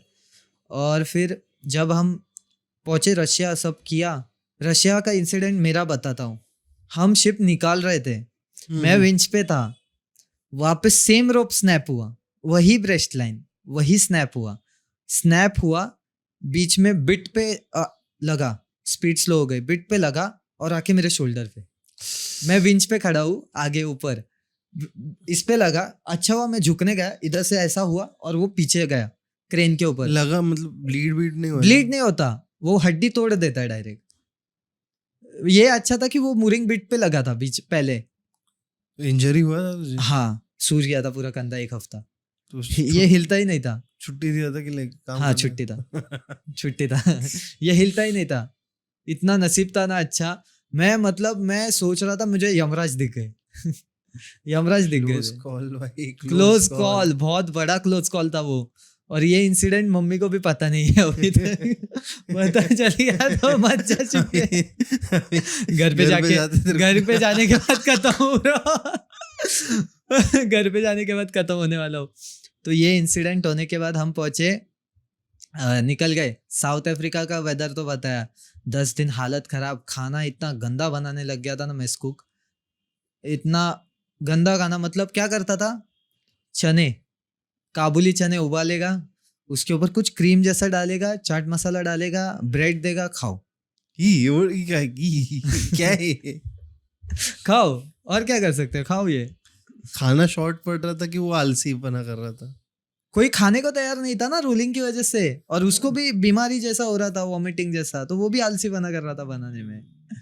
तो वो हुआ, तो अच्छा चल रहा था। श्रीलंका, इक्वेटर क्रॉस किया, श्रीलंका तक पहुंचे। श्रीलंका से आगे हम, श्रीलंका से जैसे जैसे बढ़ रहे, एक तो हमारा नसीब, मेरा नसीब बोलूंगा या किसका नसीब बोलूंगा, खराब था शिप पे। जैसे जैसे हम बढ़ रहे थे सिंगापुर की तरफ, वैसे वैसे वेदर और खराब हो रहा था। अभी जैसे साउथ चाइना सी में चल रहा है ना, वैसा सेम वेदर तभी इंडियन ओशन में चल रहा था। आई गेस अगस्त के टाइम, अगस्त से पहले जुलाई टाइम, ला लीना चल रहा है ना ये साल, हाँ, that is the reason also. जुलाई के टाइम पे चल रहा था, और तभी बहुत ज्यादा ये हो रहा था, बहुत ज्यादा स्वेल। मतलब हम ऐसे जा रहे हैं तो स्वेल स्टारबोर्ड से आ रहा है, 2 दिन बाद, एक दिन बाद रात को चेक करें तो स्वेल पोर्ट साइड से आ रहा है, पोर्ट बाउ से, स्टारबोर्ड बाउ से। बीच बीच में आफ्ट से आ रहा है तो स्पीड 14-15 नॉट्स जा रहा है, नहीं तो स्पीड डायरेक्ट 8-9 नॉट्स पे आ रहा है। तो मैं पागल हो गया था, अभी करूँ तो करूँ क्या, कब सिंगापुर पहुंचूंगा, कब। एटलीस्ट करते करते आई 1.5-2 दिन बाद सिंगापुर पहुंच गया। जब मलक्का स्ट्रेट स्टार्ट हुआ ना, 1-2 दिन बाद पहुंच गया था सिंगापुर पे। 1 दिन का एंकर था, तभी उससे बात हुई, उसकी मम्मी से बात हुई। उसकी मम्मी भी मेरे से बहुत अच्छे से बात करती थी। उसके घर पे उसकी मम्मी को पता था, बहन को पता था, सब अच्छे से था। मेरे घर पे पता चल गया था, तब तक बता दिया था मैं। पहले नहीं बोला था बताऊंगा, क्योंकि मुझे थोड़ा सा डर लग रहा था, अगर बता दिया तो प्रॉब्लम हो जाएगी, क्योंकि पास्ट रिलेशन का पता था। तो डरती है ना कोई भी माँ, यूजुअली डर जाएगी कि वापस ऐसा हुआ था। और मेरी माँ का फर्स्ट क्वेश्चन यही था, उसके घर पे पता है या नहीं। आई वॉज लाइक हाँ पता है। तो उसके ऊपर से भी अभी इशू चालू है, तो बताता हूँ आगे। तो आगे बढ़े हम, बात कर रहे थे, सब अच्छे से चल रहा था। हम पहुंचे, मैं चाइना पहुंचने वाला था, चाइना पहुंच गया। चाइना में 20 दिन एंकर, समझे, चाइना में 20 दिन एंकर पे। हाँ। और हमें क्वारंटाइन कर दिया है 20 दिन। क्यों? करता है, चाइना करता है, क्योंकि येलो फीवर से आ रहे थे ना, yellow fever region Africa, African continent में येलो फीवर का बहुत ज़्यादा है, तो उस वजह से हमें क्वारंटाइन करके रखा था। तो हमें डिस्चार्ज करना था रेप सीड मिल, ये कार्गो था हमारा, तो वो डिस्चार्ज करना था हमें मचोंग में। हम, और चाइना के रूल्स भाई, मैं जितने भी पूछा हूँ ना बंदों से, वो सिर्फ इतना ही बोलते हैं, इंडिया चाइना रशिया, यहाँ पे मतलब मोबाइल भी नहीं यूज़ कर सकते तुम कार्गो डिस्चार्ज के टाइम पे, ज़्यादा मेजरली अगर ऑपरेशन चल रहा है बड़ा, थोड़ा रिस्की है। पर चाइना में रिस्की हो ना हो, मोबाइल यूज़ करते समय कैमरा में दिख गया, प्रॉब्लम। तो चाइना में हमने डिस्चार्ज किया 3 दिन में, फटाफट 3 दिन में डिस्चार्ज फिनिश। अगर हम बीच में रुकाते नहीं ना, बारिश की वजह से थोड़ा कार्गो डैमेज हुआ था हमारा अंदर, वो भी उनके ही, वजह से। उन्होंने ही बोला था होल्ड ओपन करो और फिर क्लोज करो, और ओपन करते थे, बारिश आने पे क्लोज करते थे, तो होल्ड पूरी तरह से लॉक नहीं था, हमने सील पैक नहीं किया था। तो सील पैक नहीं होने की वजह से थोड़े थोड़े लीक पॉइंट्स थे हैच में, ओल्ड हो गया था। तो वो लीक पॉइंट्स की वजह से आई गेस 100 किलो की गोनी होती है ना, वो 100 किलो की 6 गोनियां मैंने वहां से निकाल दी थी। वो कार्गो, डैमेज कार्गो का। और इतना गंदा बदबू, पूरी शिप में बदबू मार रहा था वो, क्योंकि वहां से, वो जहाँ से हम कार्गो डाल रहे थे, निकाल के रख रहे थे, वहां से direct open went AC room went का था। तो पूरे अंदर की तरफ भी हाँ, मतलब और ये क्लीन कौन करता है फिर? ये बाद में हम सी में या कारपोर्ट अथॉरिटीज को ये कर देते हैं। सी में करना होगा तो 25 नॉटिकल माइल्स के बाद, अगर वो डैमेजेबल नहीं है, हजार्डस कार्गो में नहीं आ रहा, तो ही कर सकते हैं, वरना मारपोल के इश्यूज आते हैं बहुत सारे। 6 नहीं, अभी 7 एनेक्सेस है मारपोल के, उस वजह से।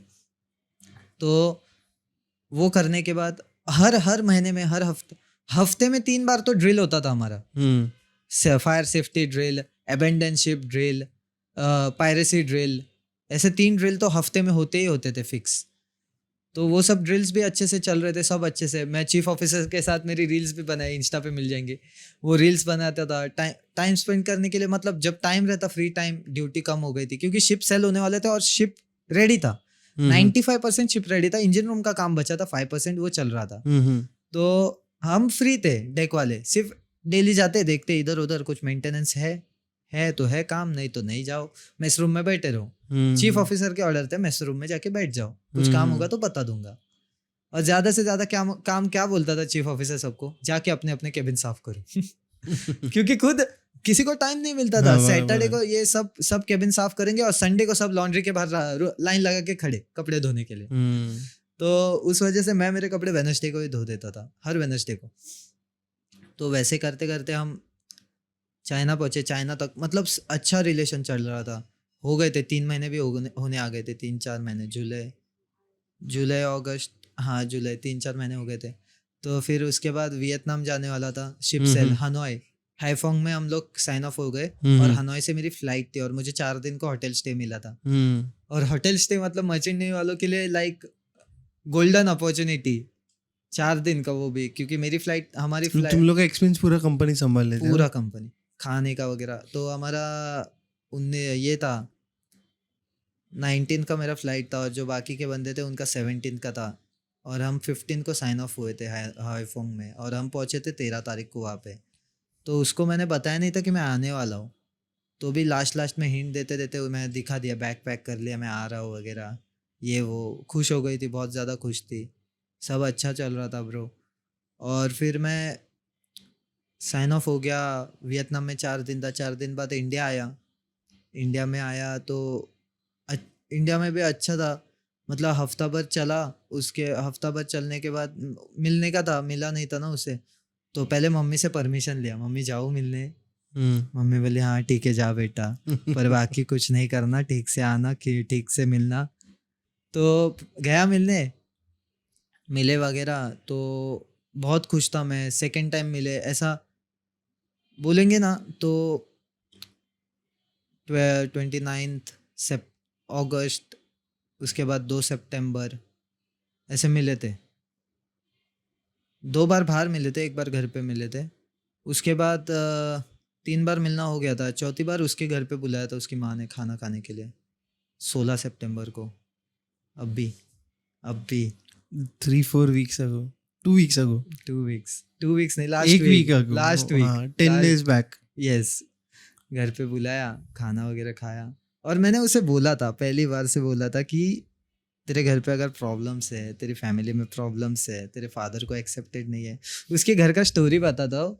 उसके फादर की जो शायद से आई डोंट नो कोई तो बहन या भाई था, वो एक्सपायर हो गए, तो उनकी बेटी इनके साथ रहती थी, तो वो भाग गई एक के साथ, और वो बंदा था स्त्री वाला।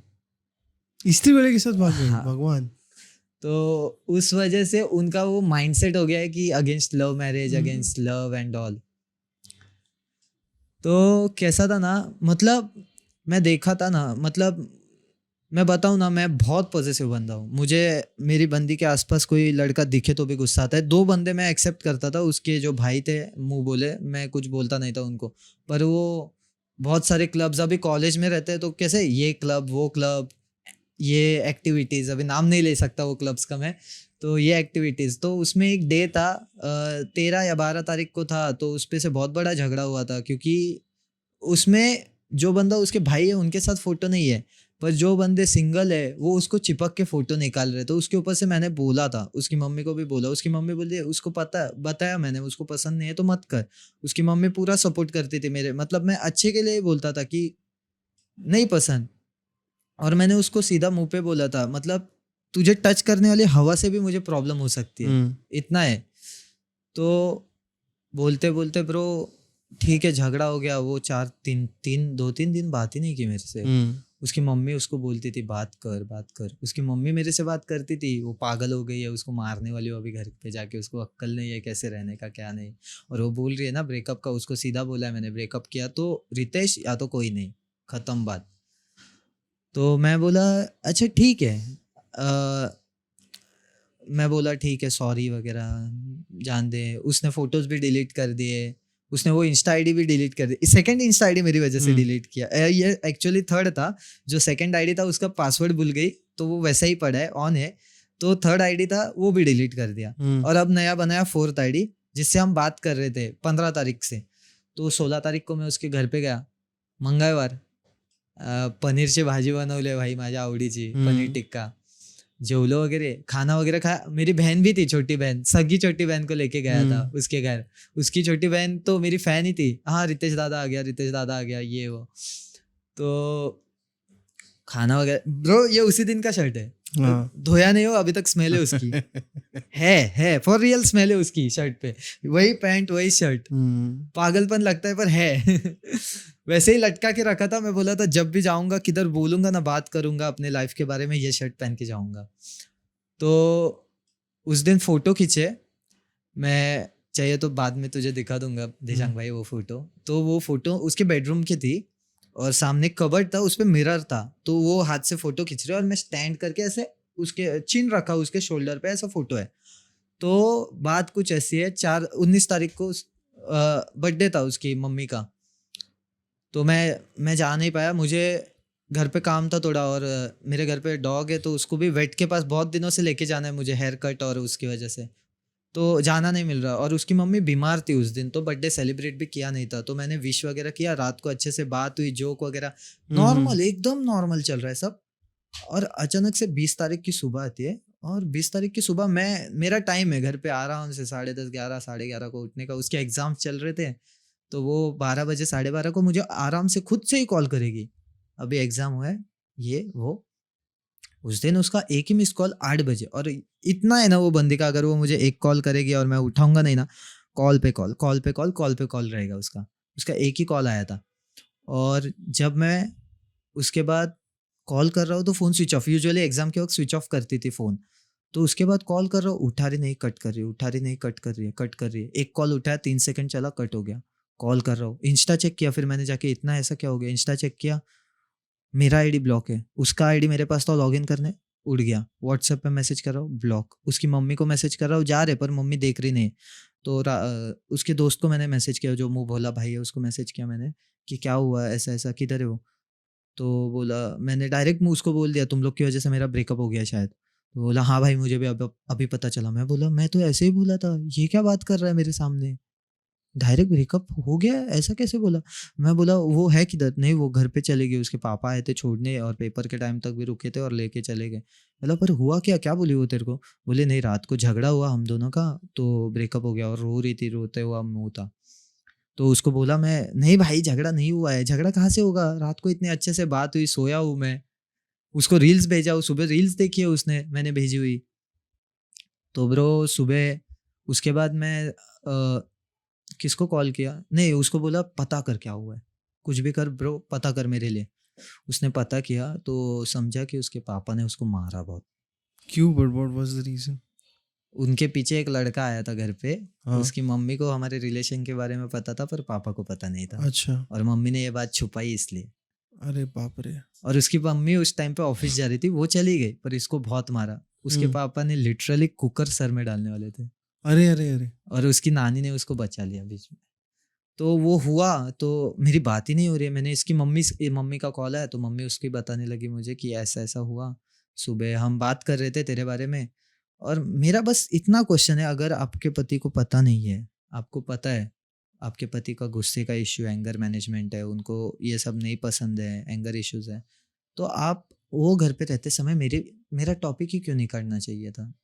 ऊपर से वो मतलब आंटी मुझे बोल रही थी कि दरवाज़ा बंद रहता है डेली, क्योंकि उसके पापा रात को काम पे जाते हैं और सुबह 3 बजे आते हैं। रात को आई गेस 10 बजे 8-9 बजे जाते हैं, 3 बजे आते हैं। और तो उसके बेसिस पे वो सुबह दरवाज़ा लॉक करके रखते थे, ताकि पानी की आवाज़ से उठे ना। तो इसकी छोटी बहन गई थी अंदर बैग लेने स्कूल का, तो बैग लेके आ गए और दरवाज़ा लॉक करना भूल गए। उसके पापा वॉशरूम के लिए बाहर आए, उन्होंने सुना ये पढ़ाई कर रही थी, मोबाइल ओपन था, फ़ोन लिया, फोटोज़ दिखे, ये एक्सप्लेन करने गई, इसको मारना शुरू कर दिया। बात ही नहीं हुई शाम तक। ये उसकी मम्मी ने शाम को बताया कि मैं घर पे जाने वाले, शायद मुझे भी अभी मार सकते हैं। तो उसकी मम्मी घर पे गई, शायद मुझे पता नहीं अभी घर के अंदर क्या हुआ, मुझे कुछ पता नहीं, क्योंकि मेरा कुछ कांटेक्ट ही नहीं है किसी से। मुझे सब जगह से ब्लॉक, मेरी मम्मी को सब जगह से ब्लॉक, मेरी बहन को सब जगह से ब्लॉक, हर जगह से ब्लॉक कर दिया। तो उसके बाद मैं बोला आंटी प्लीज़, तब अनब्लॉक था, उसकी मम्मी ने अनब्लॉक रखा था। मैं बोला आंटी कॉल करो प्लीज़, एक बार बात करना है। तो आंटी ने बोला ऐसा ऐसा हुआ है, रितेश बहुत मारा है उसको, थोड़े दिन शांत रहो, उसको बहुत मारा है, वो बीमार भी गिर गई है, उसको अभी डॉक्टर के पास लेके गए हैं। तो वो सब हुआ। संडे की रात को उसका कॉल आया, ये संडे 21 तारीख, संडे की रात को कॉल आया। बहुत रो रही थी ब्रो, बहुत रोई कॉल पे, वो सब रोई वगैरह। पापा ने मारा, मेरा कॉलेज बंद करवा दिया है, फ़ोन निकाल लिया है, मेरी फ्रीडम, तुझे वही चाहिए था वो हुआ, मेरी फ्रीडम छीन लिया है। मैं बोला मैं फ्रीडम की बात कभी किया ही नहीं था, मैं कभी तुझे बाहर जाने के लिए मना नहीं किया था। मैं बस बोल रहा था कि लड़कों के साथ जो अच्छे हैं उनके इंटेंशन समझ के जाना, ऐसा नहीं कि किसी के साथ that comes from a deep trauma. हाँ, ऐसे भी नहीं कि लाइक तू अलाउ नहीं कर रहे, वो तेरा एक इशू है जो सरफेस हो रहा है, हाँ इनसिक्योरिटी है जो तू क्लियरली बता भी रहा है। मैं बताया उसको, अगर ये काम एक लड़की का है, मैं सारी गर्ल्स को बताना चाहूँगा कि अगर आपके जो पार्टनर है, जो बंदा है, वो रिलेशन में आ रहा है आपके साथ, और उसका कोई पास्ट ट्रॉमा है जिसमें उस पे उसकी एक्स ने चीट किया है 6-7 बंदों के साथ, तो वो इजीली नहीं ट्रस्ट करता किसी भी बंदे पे, ट्रस्ट ही नहीं करता, इजीली की बात ही नहीं है। तो वो ट्रस्ट तुम लोग को बिल्ड करना पड़ता है वो बंदे के लिए, वरना वो रिलेशन लाइक वो एक साइड से पकड़ा हुआ रहेगा तुम्हारे साइड से, क्योंकि वो तुम पे ट्रस्ट करेगा ही नहीं। मेरा भी ऐसा ही था, मैं बोला उसको ट्रस्ट, उसने ट्रस्ट बिल्ड भी करवाया था धीरे धीरे करके। उसके कॉलेज के जो दोस्त होते थे उनसे बात करती थी ना, तो बात भी वो उसके इंस्टा में फॉलोइंग भी 100 से कम कर दिए थे उसने मेरी वजह से। सब अच्छे से चल रहा है। अच्छा ये वो बात चली, उसके पापा को समझी, रात को बोली, रोई वगैरह, रितेश अब खत्म कर देते हैं ये वो। तभी ऐसा कुछ बोला नहीं उसने कि होप्स रख, पर वो मुझे बोलती है कि तेरे से शादी नहीं होगी तो किसी से भी नहीं करूँगी। तो आई वाज लाइक ये कैसे बात है? तो आई वाज लाइक मैं तेरे पापा से आके बात करता हूँ ये वो। तो वो बोली कि रितेश तू मेरे पापा के सामने मत आ, वो तुझे सीधा काट देंगे। आई वाज लाइक कि कुछ तो करना पड़ेगा, रिलेशन बचाना तो था मुझे, बात तो करनी पड़ेगी। तो मैंने इधर उधर सबको कॉल करना ट्राई किया कि मेरी बस उससे बात करवा दो, बात करवा दो। उसकी एक दोस्त है, उसका नाम नहीं लूँगा, उसको कांटेक्ट किया मैंने। तो वो लाइक वो बंदी ने ना मुझे बोला वीडियो कॉल कर, मैं स्क्रीन शेयर करके तुझे दिखाती हूँ कुछ। तो मैंने उसको एक्सप्लेन किया था कि ऐसा ऐसा हुआ है। तो उसने मुझे उसकी ही व्हाट्सएप स्टेटस और इंस्टा स्टोरी दिखाई। तो आई वाज लाइक शॉक, इसका फ़ोन निकाल के लिया है, इसको कॉलेज नहीं जाने देने वाले थे, कॉलेज से निकलने वाले थे। तो ये वाइट ड्रेस था, फर्स्ट डे वाइट, नवरात्रि का वाइट डे। तो वाइट कपड़े पहन के फोटो कैसे डाल रही है, फ़ोन निकाल के लिया है तो। और बाद में कॉल किया तो बोलते हैं कि उसका फ़ोन लिया, कॉल किया ना उसके फ़ोन पे, तो बोलते हैं कि सिम कार्ड दूसरे बंदे के फ़ोन में रहे। अभी मैं इतना भी पागल नहीं हूँ कि अगर किसी बाप ने उसकी बेटी का फ़ोन निकाल के लिया है, वो सिम कार्ड क्यों देगा? क्यों ही देगा? तो मैं बोला ठीक है जान दे, मैं कुछ नहीं बोला, मैं बस ट्राई कर रहा था। वो बंदी ने मुझे बताया कि तेरे से पहले ना उसके 6-7 बॉयफ्रेंड्स थे और वो कभी सीरियस नहीं रहती थी, वो भी घुमाती थी। मेरा भी पास्ट वैसे डार्क था, खुद ही भी बता रही है। और वो बंदी मेरे से बात करते समय कपड़े कैसे पहने होगी, वो एक टाइट टाइप रहता है ना एकदम, वैसा पहना है, और वो बार बार एडजस्ट करे। मैं नियत समझ गया। मैं बोला ये देख, मेरे साथ थी, मेरी बंदी थी, जब तक मेरे साथ थी मुझे पता है कैसी थी, तो मुझे मत बता। मैंने फ़ोन कट कर दिया। और ये बात उसने उसकी मम्मी को कुछ अलग बताई। सो मम्मी को अलग बोला, तुझे अलग बोला? हाँ, नाही तिने माझी डिफेमेशन केली, मेरी डिफेमेशन कर दी उसने। हाँ. की उसकी मम्मी को बोला की इसके पास ऐसे ऐसे फोटोज आहे आपकी बेटी के। ही बेस्ट फ्रेंडने. आणि ही गोष्ट तिच्या मम्मीला कळली, पण ते मला काय नाही बोलल्या या गोष्टीबद्दल. आय डोंट नो, काय माहिती मला का नाही बोलल्या, कारण की मला ही गोष्ट कोणी सांगितली, तिनेच सांगितली नंतर त्या मुलीने. तर मी बोललो की असं काय घडलंच नाही तर काय. मी बोललो भाई माझा फोन घेऊन जा, चेक कर, तुला जेवढं काय चेक करायचं. तिला माझ्या फोनचे सगळे पासवर्ड्स माहिती आहे, फोन पे गुगल पे सोडला तर. बाकी ओपन ॲप वगैरे, माझ्या मोबाईलचा हिडन, माझ्या ॲपलच्या फोटोजचा हिडन पण तिला माहिती आहे. मैं बोला चेक कर, बिंदास चेक कर। तर वो होने के बाद फिर मैं बोला अभी करूँ तो करूँ क्या, ये ऐसा क्या हो गया?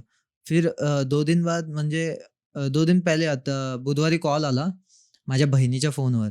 तो उधर बोल रहे थे कि रितेश तू ऐसा क्या क्यों कर रहा है, क्या चल रहा है ये, तुझे बोला ना ख़त्म कर दे, क्यों बार बार उसकी फ्रेंड्स और कॉलेज में कॉल कर रहा है, ये वो। एक बार बोला ख़त्म तो ख़त्म, क्यों रखने का है तुझे? मैं बोला आंटी ख़त्म तो ख़त्म ये बात ही नहीं है ना, ऐसा क्या है? आप बताओ, मैं आता हूँ, बात करता हूँ अंकल से, कोई इश्यू है तो मैं सॉल्व करता हूँ। ये ख़त्म, डायरेक्ट ख़त्म करने वाली बात आती नहीं है कहीं पर भी।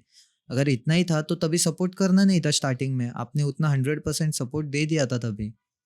आई नो आप मेरे लिए फाइट कर रहे हो घर वाले आपके पति से वगैरह, पर कोई भी औरत होगी मैं समझ सकता हूँ, वो अपना घर ही बचाएगी उस समय। तो फिर मैं बोला कि इतना ही था तो टाइम पास रख देने का था ना, जो रिलेशन था मुझे बताना था टाइम पास है ये वो, और कॉल कट कर दिया। वापस कॉल आया, इस बार लड़की बात कर रही है। तो मेरी मम्मी थी वहाँ सुनने के लिए, स्पीकर पे था फ़ोन। तो लड़की मुझे बोल रही थी तुझे समझ रहा है क्या मुझे कितने प्रॉब्लम्स हो रहे हैं, कॉलेज में मैं जा रही हूँ तो सब पूछते हैं मर्चेंट वाले का क्या हुआ, जिसे पता नहीं वो भी पूछता है। मेरे एचओडी से लेके सबको, मेरे पापा ने आके तेरा फ़ोटो दिखा दिया है कॉलेज में, तू कॉलेज के नीचे आया था क्या एक बार? मैं बोला हाँ एक बार आया था, मिलने आया था, पर तू मिली नहीं, क्योंकि मुझे मैटर सॉल्व करना था, जो कुछ है वो सामने सामने बोलना था, बिना कारण मुझे ट्रबल नहीं चाहिए था। क्योंकि उस वजह से मेरी फैमिली अफेक्ट हो रही थी, तेरी फैमिली का मुझे अंदर तक पता नहीं, क्योंकि मेरा कुछ कांटेक्ट ही नहीं हो रहा है उस तरफ कि क्या चल रहा है और क्या नहीं, कहाँ कहाँ से किधर किधर से कांटेक्ट कर रहा हूँ, हो रहा ही नहीं है। तो फिर बात हुई, उसके बाद मैं उसको पूछा, 2 सवाल पूछा, प्यार करती थी, सच्चा प्यार था? हाँ। पापा मान गए तो सब ठीक हो जाएगा, वापस आ जाएगी? हाँ। उतने में उसकी मम्मी ने फ़ोन खींच लिया, नहीं नहीं नहीं नहीं नहीं, करने का ही नहीं है, करना ही नहीं है, होगा ही नहीं, मानेंगे ही नहीं, लास्ट तक एक ही रट, करना ही नहीं है। उसके 2 दिन बाद उसके दोस्त को बोला मेरी बस बात करवा दे उससे एक बार, और वो लास्ट कॉल था। उस पे उसने सीधा बोल, बात कर रहा था मैं उससे, सब ठीक से बात किया। वो गुस्से में बात कर रही थी, क्योंकि तभी उसकी ये बेस्ट फ्रेंड ने कान भर दिए थे उसके कि रितेश ने ऐसा ऐसा किया है, ऐसा ऐसा दिखा रहा था, बल्कि ऐसा कुछ हुआ नहीं था ना, मैं कभी बोला था। और वो बंदी इतनी सांप है ना, सच बोलूं, सच मुंह पे बोलता हूँ, वो उसकी बेस्ट फ्रेंड, इतने जितने भी उसकी स्कूल टाइम की दोस्त है ना, लड़कियां, सांप है, सब सांप है। मुंह पे एक, पीठ पे एक उसके, उसको ये पता नहीं, वो बहुत भोली बंदी है, बहुत भोली है, बालिश, छोटी बोलते हैं ना बालिश, वो दिखाती है मैं मैच्योर हूँ, बहुत बालिश है वो लड़की। उसको कितना समझाता था, कितना कि मतलब उसने लास्ट लास्ट में ये भी पॉइंट निकाल दिया था कि रितेश ने मुझे रिस्ट्रिक्ट किया था कि गरबा ना खेले। उसकी माँ मुझे बोलती थी कि ये इतने सारे इवेंट लेके बैठी है, पढ़ाई नहीं करती, तू समझा एक बार। अभी उसके आगे मैं बोल सकता हूँ कुछ? मुझे समझाना ही पड़ेगा। तो उस वजह से मेरा नेगेटिव रोल हो रहा है ना वहाँ पे, कि ये एक हिपोक्रेट है, ये रेस्ट्रिक्ट करता है। मेरी इमेज खराब हो गई उसके सामने, वैसे लड़की के, मेरे गर्लफ्रेंड के सामने। सब वो बात उसको समझाए, वो बोलते रितेश तू जान देने मत जा, ये वो पिछली बार गया था, ये मेरे एक्स के टाइम का सिनेरियो है, मैं गया था जान विन देने, तो मेरे दोस्त ने समझा के लाके घर पे बिठाया था मुझे, तो ऐसा मत कर, करियर पे फोकस कर। और तभी उसने कुछ ऐसी बातें बोली जो सुन के मेरा दिमाग घूम गया। शी वॉज लाइक, तू किसी लड़की के साथ रिलेशन में मत आना, इसके बाद करियर पे फोकस करना, मेरे ऊपर होप्स मत रखना, पर मैं तेरे से शादी नहीं करूंगी तो किसी से नहीं कर दूंगी। इसका टॉपिक का अर्थ मुझे अब भी तक नहीं समझा। ब्लू बॉलिंग बोलते हैं इसको, इसको हैंगिंग पोजीशन में छोड़ना बोलते हैं। मतलब ऐसे ना घर का ना घाट का बीच में लटका ब्लू दिया। बॉल्स बोलते, इंग्लिश में ब्लू बॉल्स बोलते हैं इसको। तो आई वॉज लाइक करूँ तो क्यों? हाँ, तो मैं बोला ठीक है, जिस दिन मुझे रिलेशन का समझा तेरे थर्ड पर्सन, मैं खुद तेरे घर पे आके बता दूंगा तेरे पापा को। वो बोली ठीक है बता देना। कॉल कट गया। उसके बाद आई वॉज लाइक भाई ये क्या हो गया? मतलब मैंने जो मेहनत करके सब बनाया था, एक एक रात में, मतलब इंस्टेंट, 19 तारीख की रात, 20 तारीख की सुबह सब तबाह, सब खत्म। लाइक जो उसकी मम्मी मुझे सपोर्ट करती थी कि रितेश तू कर ये वो, मैं बात करती हूँ उसके पापा से हर वक्त, वो बैक ऑफ कर रही है। चाहे तो मेरी मेरी मम्मी ने बोला कि मैं आती हूँ आपके पति से बात करने के लिए, पर नो, हर बार no no no. But like problem भी कहाँ आ रहे, I don't know. Like he, the job is nice, the yes, person is nice, family is nice, और क्या चाहिए? तो मतलब मैं बंदा है ना, एक टाइम पे मैं सच बताऊँ, मैं ड्रिंक करता था, इतना करता था ना, मतलब एक टाइम बैठा तो तभी उठूंगा जब मेरा होश खो देता था, तभी उठूंगा, तब तक पीता था। वो लाइफ में आने के बाद सब बंद था, सब सब खत्म, पूरा बंद, पूरा, जरा भी नहीं। मतलब वो बंदी अगर मेरी मम्मी को कॉल करके बोलेगी ना आंटी रितेश को भेज दो, मम्मी को पूछ लेना, एक कॉल पे भेज देती थी, जा, एक कॉल पे। पर प्रॉब्लम्स, मुझे ऐसा लगता है प्रॉब्लम्स वहाँ है जहाँ उसके पापा को वो घर पे आने वाली बात ज़्यादा खटक गई होगी, कि कोई भी बंदा है, ये समझो मैं खुद एक बाप हूँ, मेरी लड़की है, मेरी बीवी है, मैं काम पे जा रहा हूँ रात को, मेरे पीठ पीछे एक लड़का आ रहा है घर पे, मुझे पता नहीं, मेरी बीवी मुझसे छुपा रही है, मेरी बेटी का ऐसा ऐसा है, मुझे पता नहीं है, कोई भी गुस्सा होगा मारेगा ही, यूजुअली इट्स नॉर्मल, समझ सकता हूँ मैं चीज़। But like hitting doesn't fit in my rule. Yes, किसी समझाओ, औरत, बात हाँ, करो। किसी औरत के ऊपर हाथ उठाना इज नॉट, अरे उसकी मम्मी राइट, के ऊपर हाथ उठाया उन्होंने, तो इट इज नॉट राइट किसी उसकी की औरत के उसकी ऊपर, या मम्मी फिर सलाइन पे थी 3 दिन। See that is why not good, any condition, even hitting someone normally also is wrong. बराबर है। एंड आई वाज लाइक कि मारना है तो मुझे मारो ना, उन्हें मत मारो, मैं आता हूँ, मैं बात करता हूँ, बात तो सुन लोगे उस बहाने। मैं बहुत Unless ट्राई and किया। until it comes on your dharma, that is your rule book or your not religion बोलतो dharma as in like the guidelines of your life or safety, तेपर्यंत हात उचलल्याचं is wrong for anyone in this scenario. बायकांवर हात उचलणं कुठे शोभतं? हाँ, anyone, no one.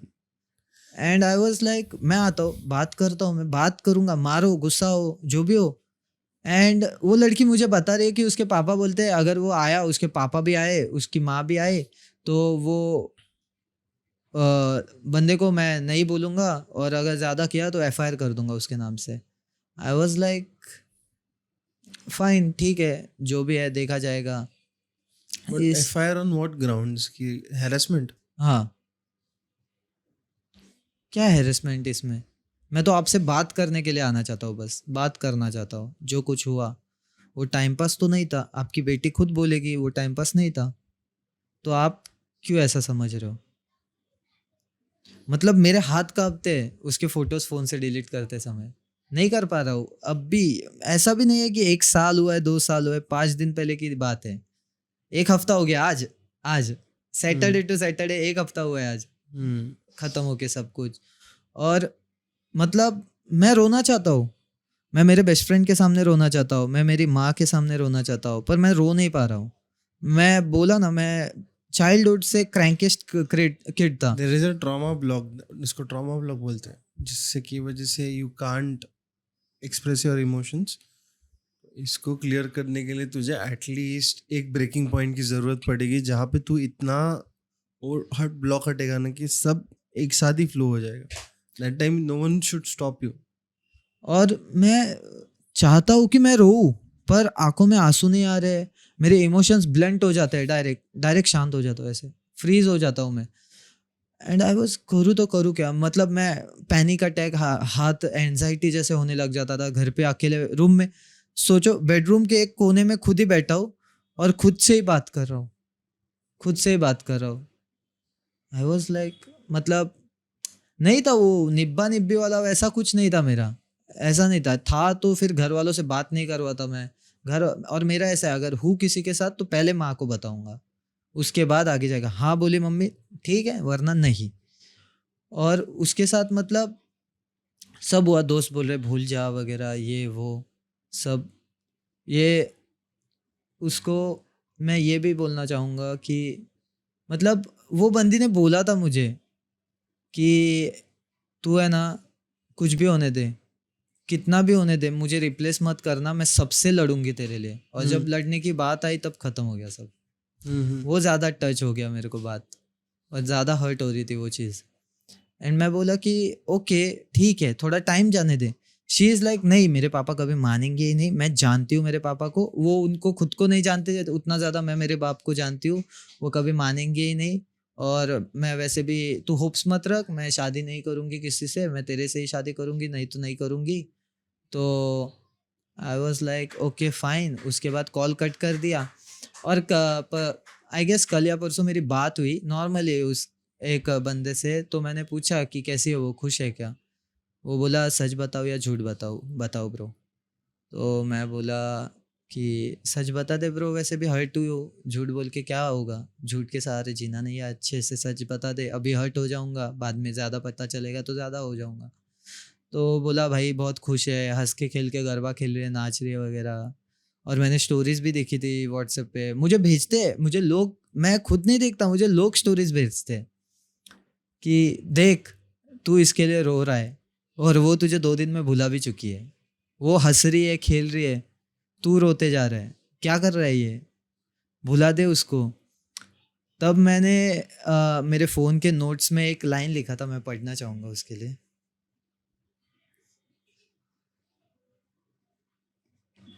कहाँ गई line? हाँ, कि उसमें मैंने लिखा था लाइन में कि देख तू मुझे छोड़ के गई है, मैं तो वही हूँ जहाँ तूने मुझे छोड़ा है। अगर तू कभी वापस भी आना चाहे तो बस एक बार कॉल कर देना, रात के 1:30 2 बजे कभी भी मदद लगे मैं आ जाऊँगा। और अभी देख ले जैसा भी हूँ और वहाँ कहाँ पर भी हूँ, तेरे हाल पे हूँ जैसे तू गई थी। और लोग मुझे बोलते हैं कि उसके निशान मिटा दे अपनी ज़िंदगी से। तो मैं उनको इतना ही बताना चाहूँगा, उसके होठों के निशान मैं अपने कमीज से मिटा ना पा रहा हूँ, तो उसके ज़िंदगी के निशान कैसे मिटा दूँ। तो वो मतलब इतना इमोशनल हो गया था ना वो पॉइंट पे, मैं बोलना बहुत ब्रेक हो गया था। मैं घर पे बात नहीं कर रहा हूँ, मैं मम्मी से पूछ सकता हूँ। अभी पूरे एंटायर रोड पे भी मैं साइलेंट ही था, आते वक्त भी, अभी घर से निकला। मैं पहली बार इतना ओपन अप हुआ हूँ किसके सामने मेरी स्टोरीज बता रहा हूँ। मैं बहुत डरता हूँ कि लोग मुझे जज करेंगे कि ये ऐसा है, ये इतना सब कर रहा है, मर्चेंट नेवी में है तो भाई स्ट्रांग होगा माइंड। और उसे ये बात पता थी कि वो, उसको पता था मैं दिखाता हूँ बहुत स्ट्रांग हूँ, पर अंदर से बहुत टूटा हुआ हूँ, नरम दिल हूँ, डर जाता हूँ मैं फटक से। अगर कोई बंदा मेरे से बहुत ज़्यादा अटैच है और वो अचानक से गायब हो जाए मेरी लाइफ से, तो मैं वो सह नहीं पाता हूँ। वैसे मेरी लाइफ में सिर्फ 2 ही बेस्ट फ्रेंड्स है, एक पालघर में रहता है और एक डोंबिवली में ही रहता है। तो वो बंदा मेरे लिए, अगर उन दोनों को कभी कॉल किया ना, रात को 1-1:30 बजे आ जाएंगे, ऐसे बंदे हैं। उन्होंने भी सपोर्ट किया। उसमें से एक की तो बहन है, ये बहन है एक की, डोंबिवली वाले की। But any last message that you want to give before we close this off? Any last message is like, मैं बोलना चाहूँगा सब मर्चेंट नेवी का ब्लफ है। लोग बोलते हैं कि पैसा है, पैसा है, एट अ पॉइंट पैसा है, पर उस पॉइंट तक पहुंचने के लिए बहुत हेरेसमेंट सहने पड़ते हैं। मैंने सुसाइडल थॉट्स आते हैं लोगों के हेड में। 1.5-2 महीने कभी कभी इंटरनेट नहीं वर्क करता है, घर वालों से बात नहीं होती है, वर्क लोड 18-18, 16-16 घंटे काम करना पड़ता है कभी कभी। और मोस्टली तो हार्ड वेदर्स रहते हैं, वॉमिटिंग, खाना, होम सिकनेस, ये सारी बहुत सी प्रॉब्लम्स हैं। अगर तुम घर से दूर रह सकते हो, पेरेंट्स से दूर रह सकते हो, अपने आप का एक नया चैप्टर ओपन करना चाहते हो जिसमें तुम्हें एक्सप्लोर करना है, कुछ नया सीखना है, नई स्किल्स सीखनी है कुछ, और लाइफ में एक नेक्स्ट लेवल लेके जाना है, तो मर्चेंट नेवी ज्वाइन करो। वरना शिप पे जाके सुसाइडल थॉट्स ही आते हैं लोगों को। और उसके साथ ही मेरा पर्सनल एक्सपीरियंस बता रहा हूँ लव लाइफ का, बस भाई हाथ जोड़ दिया, अभी नहीं चाहिए, मत आओ, क्योंकि पागल हो जाओगे उस वजह से, खत्म हो जाओगे। क्योंकि मैं बताता हूँ ना, मेरे पीछे अगर कोई खड़ा है, मैं बोला था स्टार्ट में कि मैं लास्ट में बताऊंगा कि वो बंदी कौन है, तो वो मेरी मॉम है। उसकी वजह से आज खड़ा हूँ, जो भी हूँ, जितना भी बनाया है मुझे उसने बनाया। जब जब गलती की है उसने मुझे संवारा है, और जब जब चूका हूँ तब तक मुझे बोला है कि कुछ नहीं, थपथपा के आगे बढ़ा है, ये कि नहीं थप्पड़ मार के गिरा दिया जगह पे। तो माँ का सुनो, अभी सुन रहा हूँ मैं, गलती की है तो रोज सुनता ही हूँ, तो अभी सुन रहा हूँ, तो अभी सबके सामने बोलूंगा, ऑडियंस के सामने, मम्मी के सामने, I am sorry mamma, I am sorry. बस इतना ही दिशांग भाई। Emotional podcast, but good end, good climax. But that is it for today, guys. तब तक के लिए बाय बाय, शबा के, take care, whatever it is, signing off Dishang team. अगर उसके साथ बात करना है तो I give the details below. Phone number नहीं दूंगा, इंस्टाग्राम दूंगा, but don't harass him, already परेशान हो गया, तो I will talk to him. But तब तक के लिए साइनिंग ऑफ दिशांग टीम, तेरे नमा एंड आदेश।